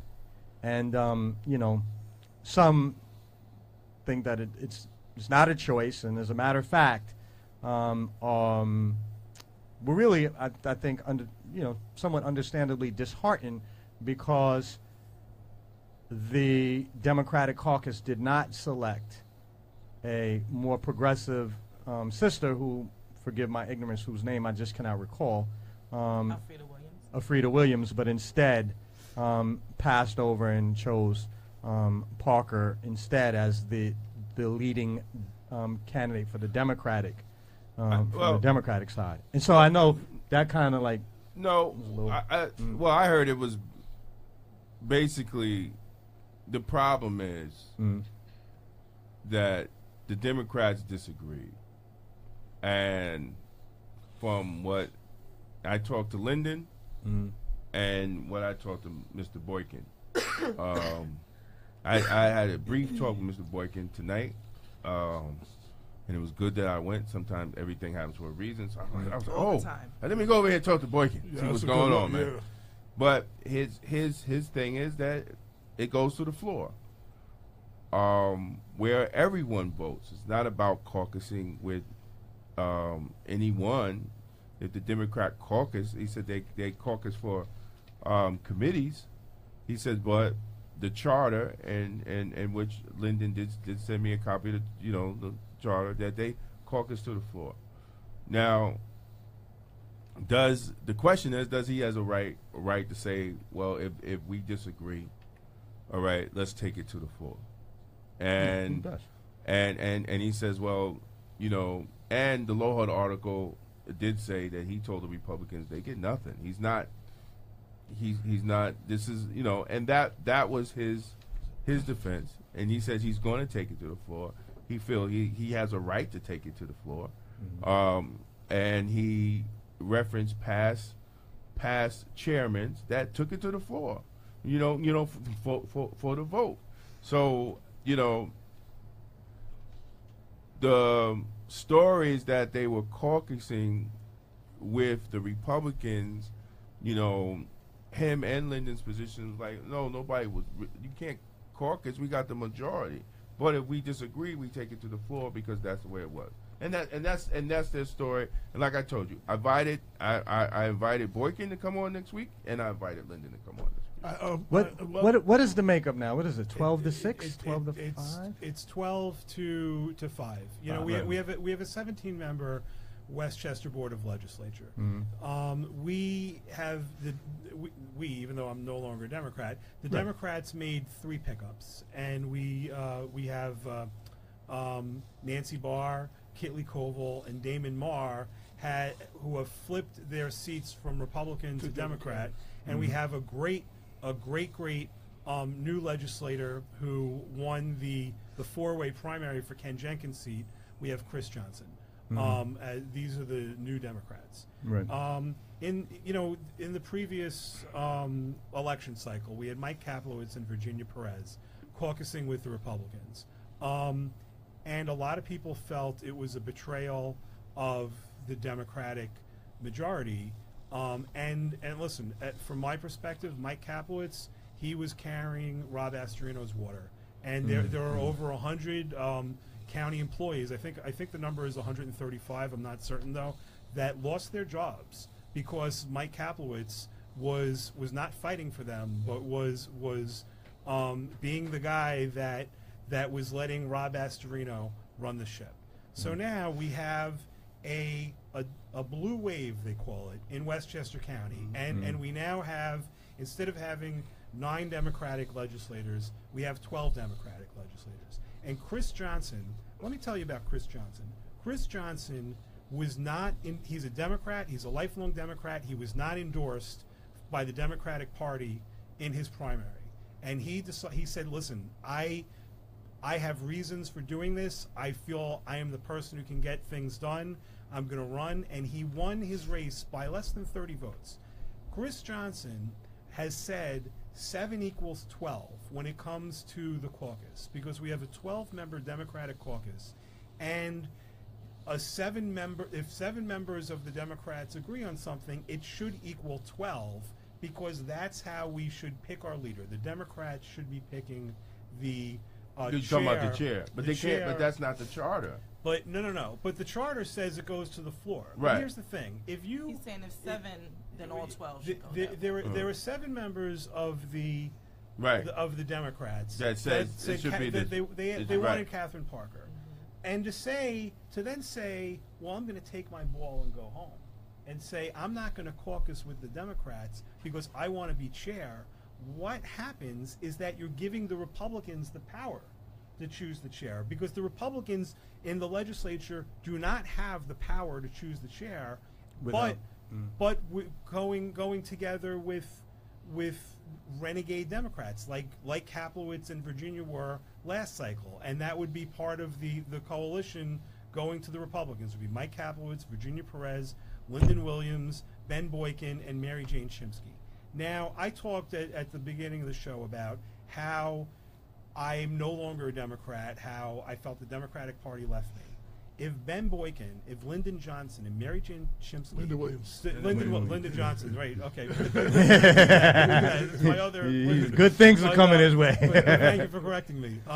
But if they stood up and said, you know why we're not going to go with the Democratic caucus? Because we too feel that the Democratic Party is not fighting for its ideals. If they said our constituency, our voters are not being served, if Ben said as an African American, I feel the Democrats have taken me for granted and I'm not going to caucus with them because I feel there can be a better way. If any of these legislators stood up and said, I am going to go to the floor and ask Republicans to get me that position because the Democrats have failed my community. Because it's not personal. They're elected officials. If they said that, I would stand up next to them. And I would say, that's courageous. That's a leader. We have Chris Johnson, who is not endorsed by the Democratic Party. And he says, you know what? I'm a Democrat, and 7 equals 12. And now that 7 people have said Catherine Parker should be the chair of the legislature, like this is a guy that has every reason to say, you know what, screw the Democrats. They didn't endorse me. I'm going to show them. Except that's not the man he is. So it's Chris Johnson that started this shit. Chris Johnson. He's a friend of the show, and power. it's coming back. I think Chris Johnson is. So it's Chris Johnson. But I want to transition because I would be wrong. We have something coming up, and we got like 12 minutes. And you were talking about a Blue County, Blue Wave. There's supposed to be this new exciting conference taking place soon, the Westchester County Black Political Conference. And I would like Tasha and Damon to briefly educate us on what that is and promote that a little bit before the show. Oh, I thought we was talking about this legislative stuff, man. Yeah, but I didn't want y'all to not have missed this Well- opportunity with Tasha here. Oh, she's involved. yeah. She's Well, she could be back, man. I mean, it ain't like she gonna disappear after the show. Poof. But she could come. She can come. She can come back. But I mean, really, I wanted to, because yes, we have to have the Democrats have the majority, and I know there's some confusion. I'm trying to get my mind wrapped around this whole disagreement, and and then talking to Ben, talking to Lyndon, I'm like, okay, can we all just get along, but if I see what you're saying, that giving the Republicans power on the vote, and I think the only people that are going to explain themselves better is Ben or Lyndon. They were critical of Virginia last year. They were very critical of Virginia for the same thing. Yeah, but and I do agree with you that. I mean, is it hypocrisy when you deal with Republicans? But see, I never agreed with being hypocrisy if you deal with Republicans. I never agreed, because you have to. I mean, at the end of the day, you make it no difference than what the Republicans are doing to the Democrats. Right. Down. I mean, it becomes hypocrisy. They cut the Democrats totally out of the tax bill that they didn't, and they pushed it through. So I can't say it has to be you're just gonna push something through because you're Democrat. I am a Democrat now, but and then you get mad at the Republicans for pushing through something because the Republicans have the majority. So I mean, we can't have it for us today and then it was not with us for tomorrow. We scream foul. We can't do that. But I think that Ben Boykin, Lyndon, they have to explain their reasoning why. And one of the main reasons that they felt that Boykin was more qualified to be the chair. I mean, he has the right. He has the right to do that. And he has the right as elected official. He has the right to feel that way. And I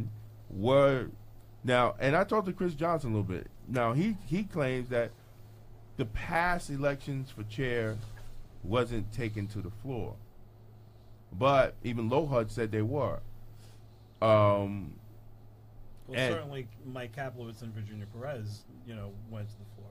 Well, no, and so did King Jenkins went to the floor, and so did Lawrence Bronze went to the floor. So the ones that they quoted went to the floor.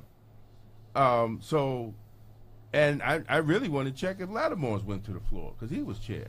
Let's go back and see how far they went to the floor. There's always a vote on the floor, but right. But after the caucus votes, they didn't. Mike Kaplowitz. See, I never heard it. This This is the first time. This is the first time I've heard, right, of how this process, since this confusion. I just thought it went to the floor. Y'all right. vote on the best people, and that's it. I didn't know they caucus first. And then they went to the floor. I didn't know that. I mean, this is new to me. And I'll admit it. I definitely admit it. But I think for the length of time, because I do want to get in the Black Conference, because I went to a Black Dems event and it cost $125 and wasn't no open bar. I'm kind of disgusted. So your critique is sharp and on point, like a blade right now. Yeah, I remember that. I'm like, damn, man. Even when we went to a working family, it was open bar, bro. You know, Yeah, you're welcome. Independence Party had an open bar. We're still on the red on that one. Damon, I want to say something to put this in I think in the proper context. The analogy for the kind of dispute that's taking place right now up at the county legislature over who's going to be the chair is similar to the what happens in a post-primary election. basically. Yes. The party discipline requires that all members of the party support whomever the nominee is, the majority nominee. Now, granted, a caucus is not bound by the same rules. Matter of fact, this is not formalized.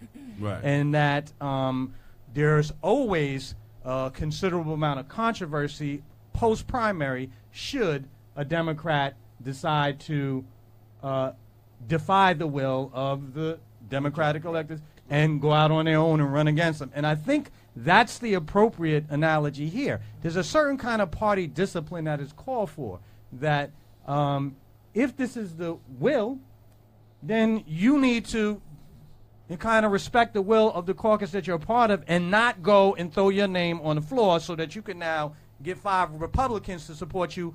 God knows, I mean, it does raise a question.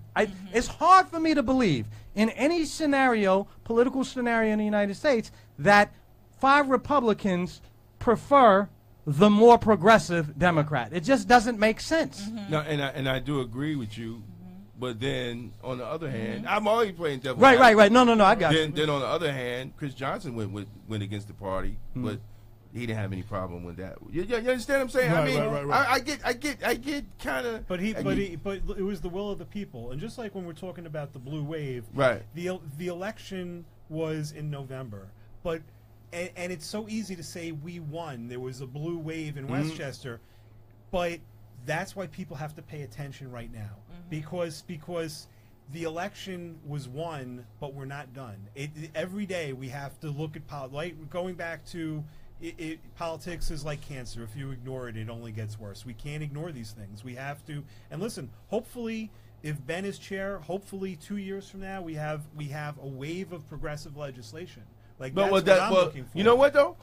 That is going to be the measure on which we judge Ben. And if he doesn't, and if he doesn't, and I don't care, people can play it for Ben. And if he doesn't, then somebody primary his ass. It's simple. Right. Absolutely. Look, it's simple. It's simple. If he gets it, okay, you did what you had to do, but you better produce as chair, or we will primary you. Maybe ain't Kate in White Plains? Kat is. She's in White Plains. Then fuck it. Kat going to primary. He already made the decision. It's simple as that. See, because that's the type of fucking fear we have to put in our elected officials these days. That's right. Absolutely. Ben's never had a primary. Mary Jane has never had a primary. I don't know Lyndon Lyndon. I don't think Lyndon Lyndon Lyndon hasn't had a primary ever. Oh, no. Has Jenkins? Well, Jenkins out of the Yes. story. Yeah. Oh, Yeah, but Jenkins- I want to say one thing. Give you a chance. You have 11 minutes if you're going to talk about No, your but, conference. for a nutshell, for tonight, real quick from my end, it's just the Westchester Black Political Conference is an opportunity for people of color, non-people of color, to come together and discuss legislative issues that predominantly affect the communities of color and the poor. It was born out of the Black Political Conference. Believe it, I need to pull it up. 1974, I believe it was. 1974.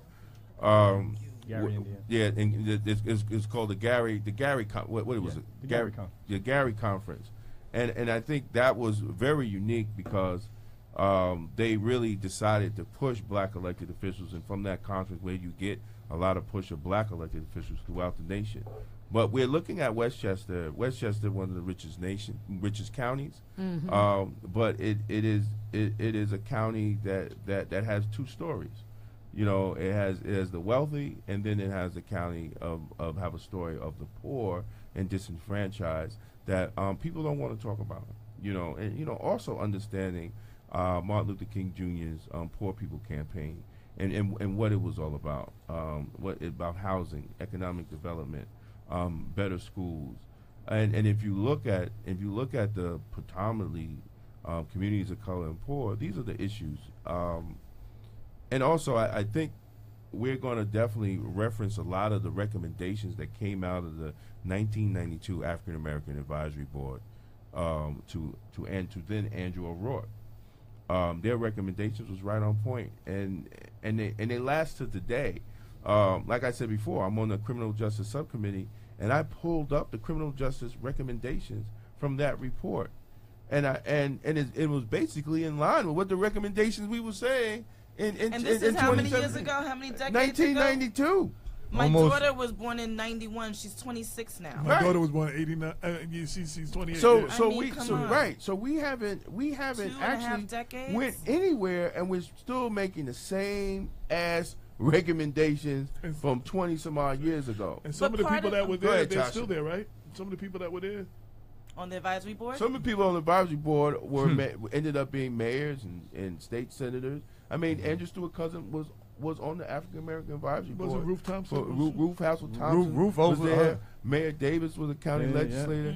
Yeah. You know, so all these people were here, so they understand. Bears the the problem. fingerprints of all of the established black leadership. This is what I want to say about the convention. Good God Almighty. I don't want people to make the mistake that this is a one-time thing. Right. This is a movement that is meant to empower our communities. We are raising funds. What I like to compare it to is crowdfunding. Black people and people of color do not give to political campaigns the way some of our white counterparts do because of socioeconomic disparity. So when you look at certain communities, let's just pick any kind of community that has a higher socioeconomic bracket.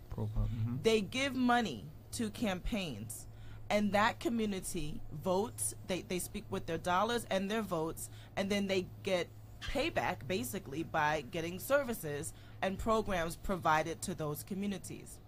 We, as the African American community, Hispanic community, lower income communities, we don't have that same economic resource. So what the convention will do is crowdfund our dollars. We will take membership from members of our communities that want to be represented. So we're going to speak in our votes and our dollars collectively within Westchester County. So when we say, as the Black political, the Westchester Black Political Convention endorses this candidate, that is our money from our community and our votes. And then we, as the leadership of the convention, will then hold that candidate accountable back to our communities and report back to the communities what's going on. So it's an extension of what you guys are doing with being a media outlet for the people. We will now also be a policy outlet and an accountability outlet for the people. We're going to do this together. We're going to be transparent. And we're going to address our issues. And if people are not representing us the way they said that they are when we elected them, we will hold them accountable. And we will vote them out. There you Absolutely. go. And I want everyone to know, I have Damon, I think, exercised some wise foresight in taking the lead in it. And I want you to know, as soon as I heard the call, I put my money where my mouth is. I have purchased my ticket for $25, and I want everyone else to do the same. We're not going to be able to mount an effective political movement or movement of any kind if we don't have some resources of some kind, y'all. This thing about leaders just work like it's like through sheer sacrifice. You know, we could be as you know, superhuman as we want, but you know, in the end, listen, we're mortals. If 500 people give $10 a month, that's right. we could mobilize through commercials, That's a lot flyers. of money.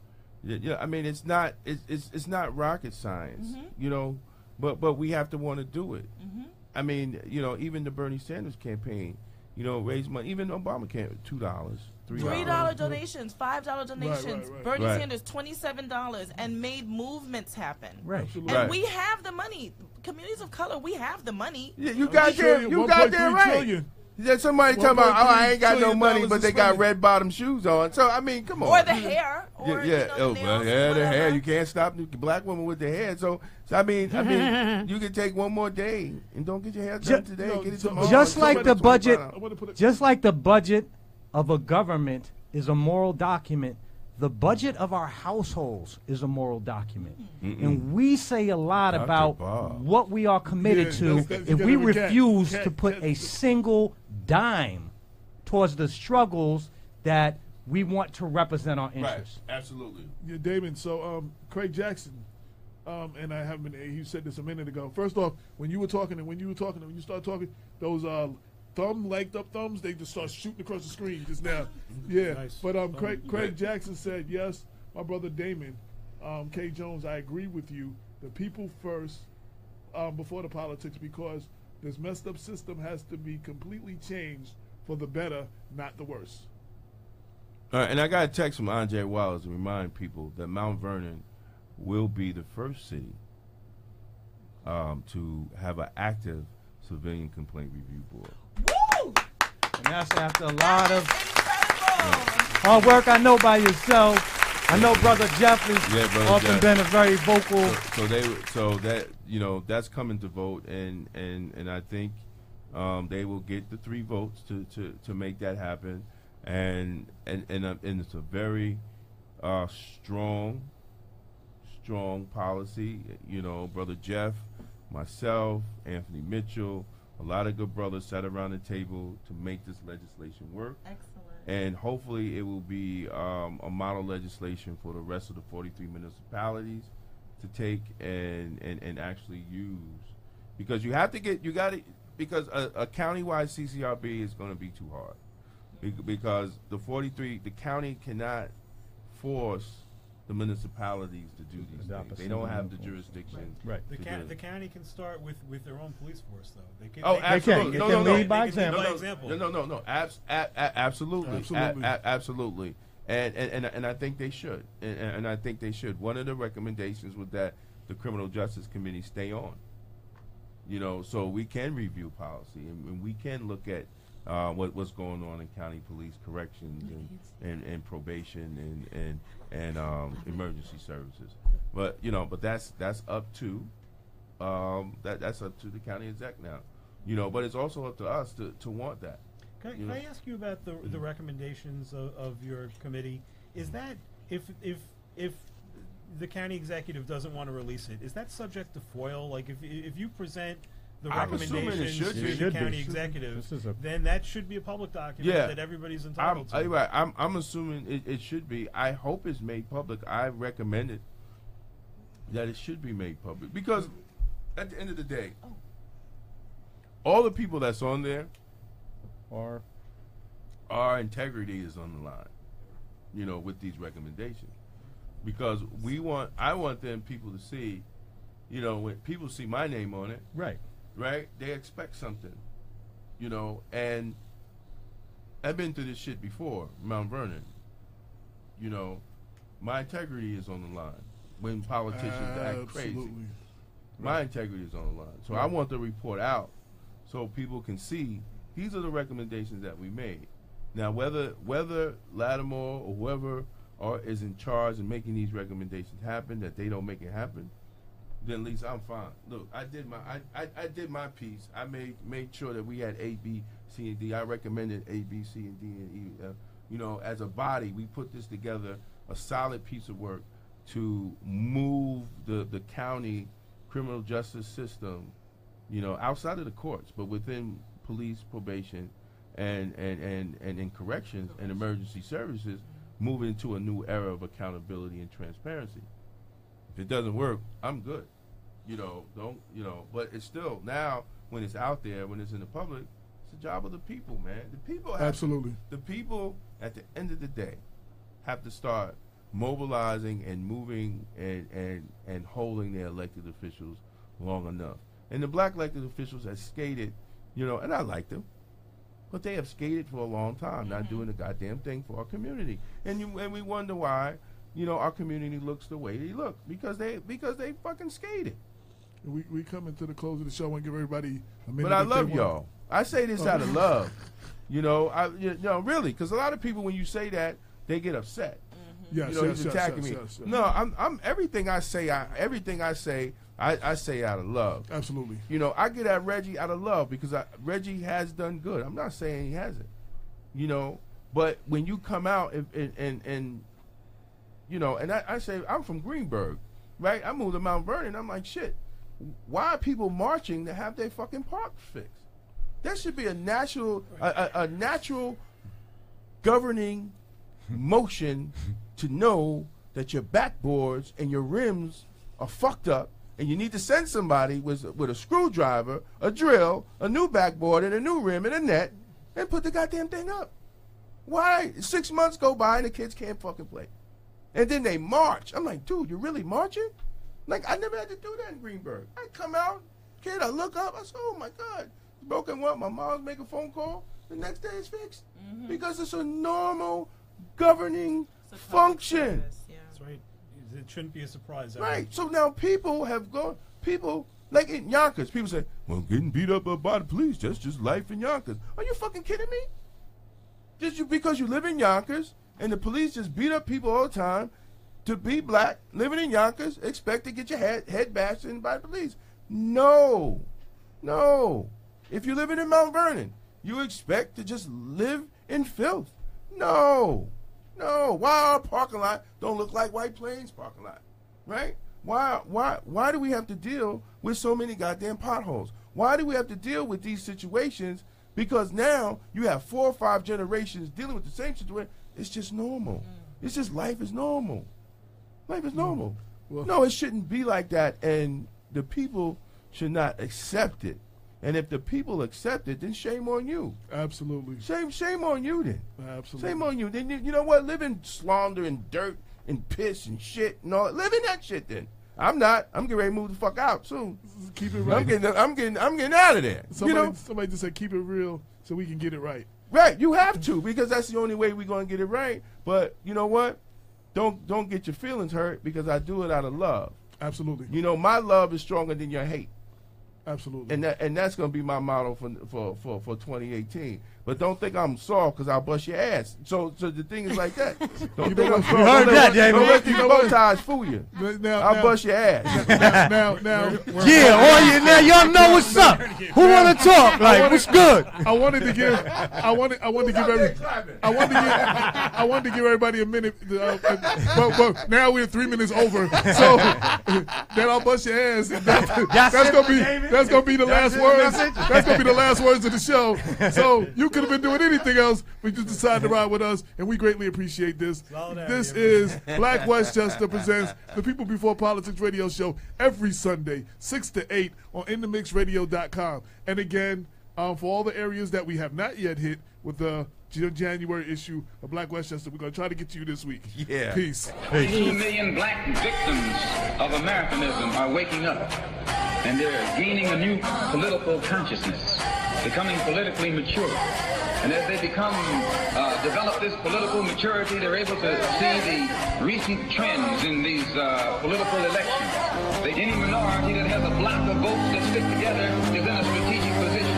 Either way you go, that's who gets it.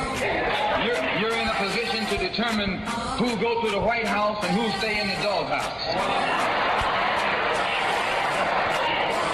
You're the one who has that power.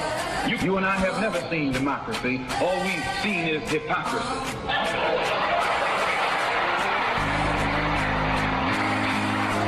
When we open our eyes today and look around America, we see America not through the eyes of someone who has enjoyed the fruits of Americanism. We see America through the eyes of someone who has been the victim of Americanism. We don't see any American dream. We've experienced only the American nightmare. We haven't benefited from America's democracy. We've only suffered from America's hypocrisy. And the generation that's coming up now can see it and are not afraid to say it. and are not afraid to say it, and are not afraid to say it, and are not afraid to say it, and are not afraid to say it, and are not afraid to say it, and are not afraid to say it, and are not afraid to say it, and are not afraid to say it, and are not afraid to say it, and are not afraid to say it, and are not afraid to say it.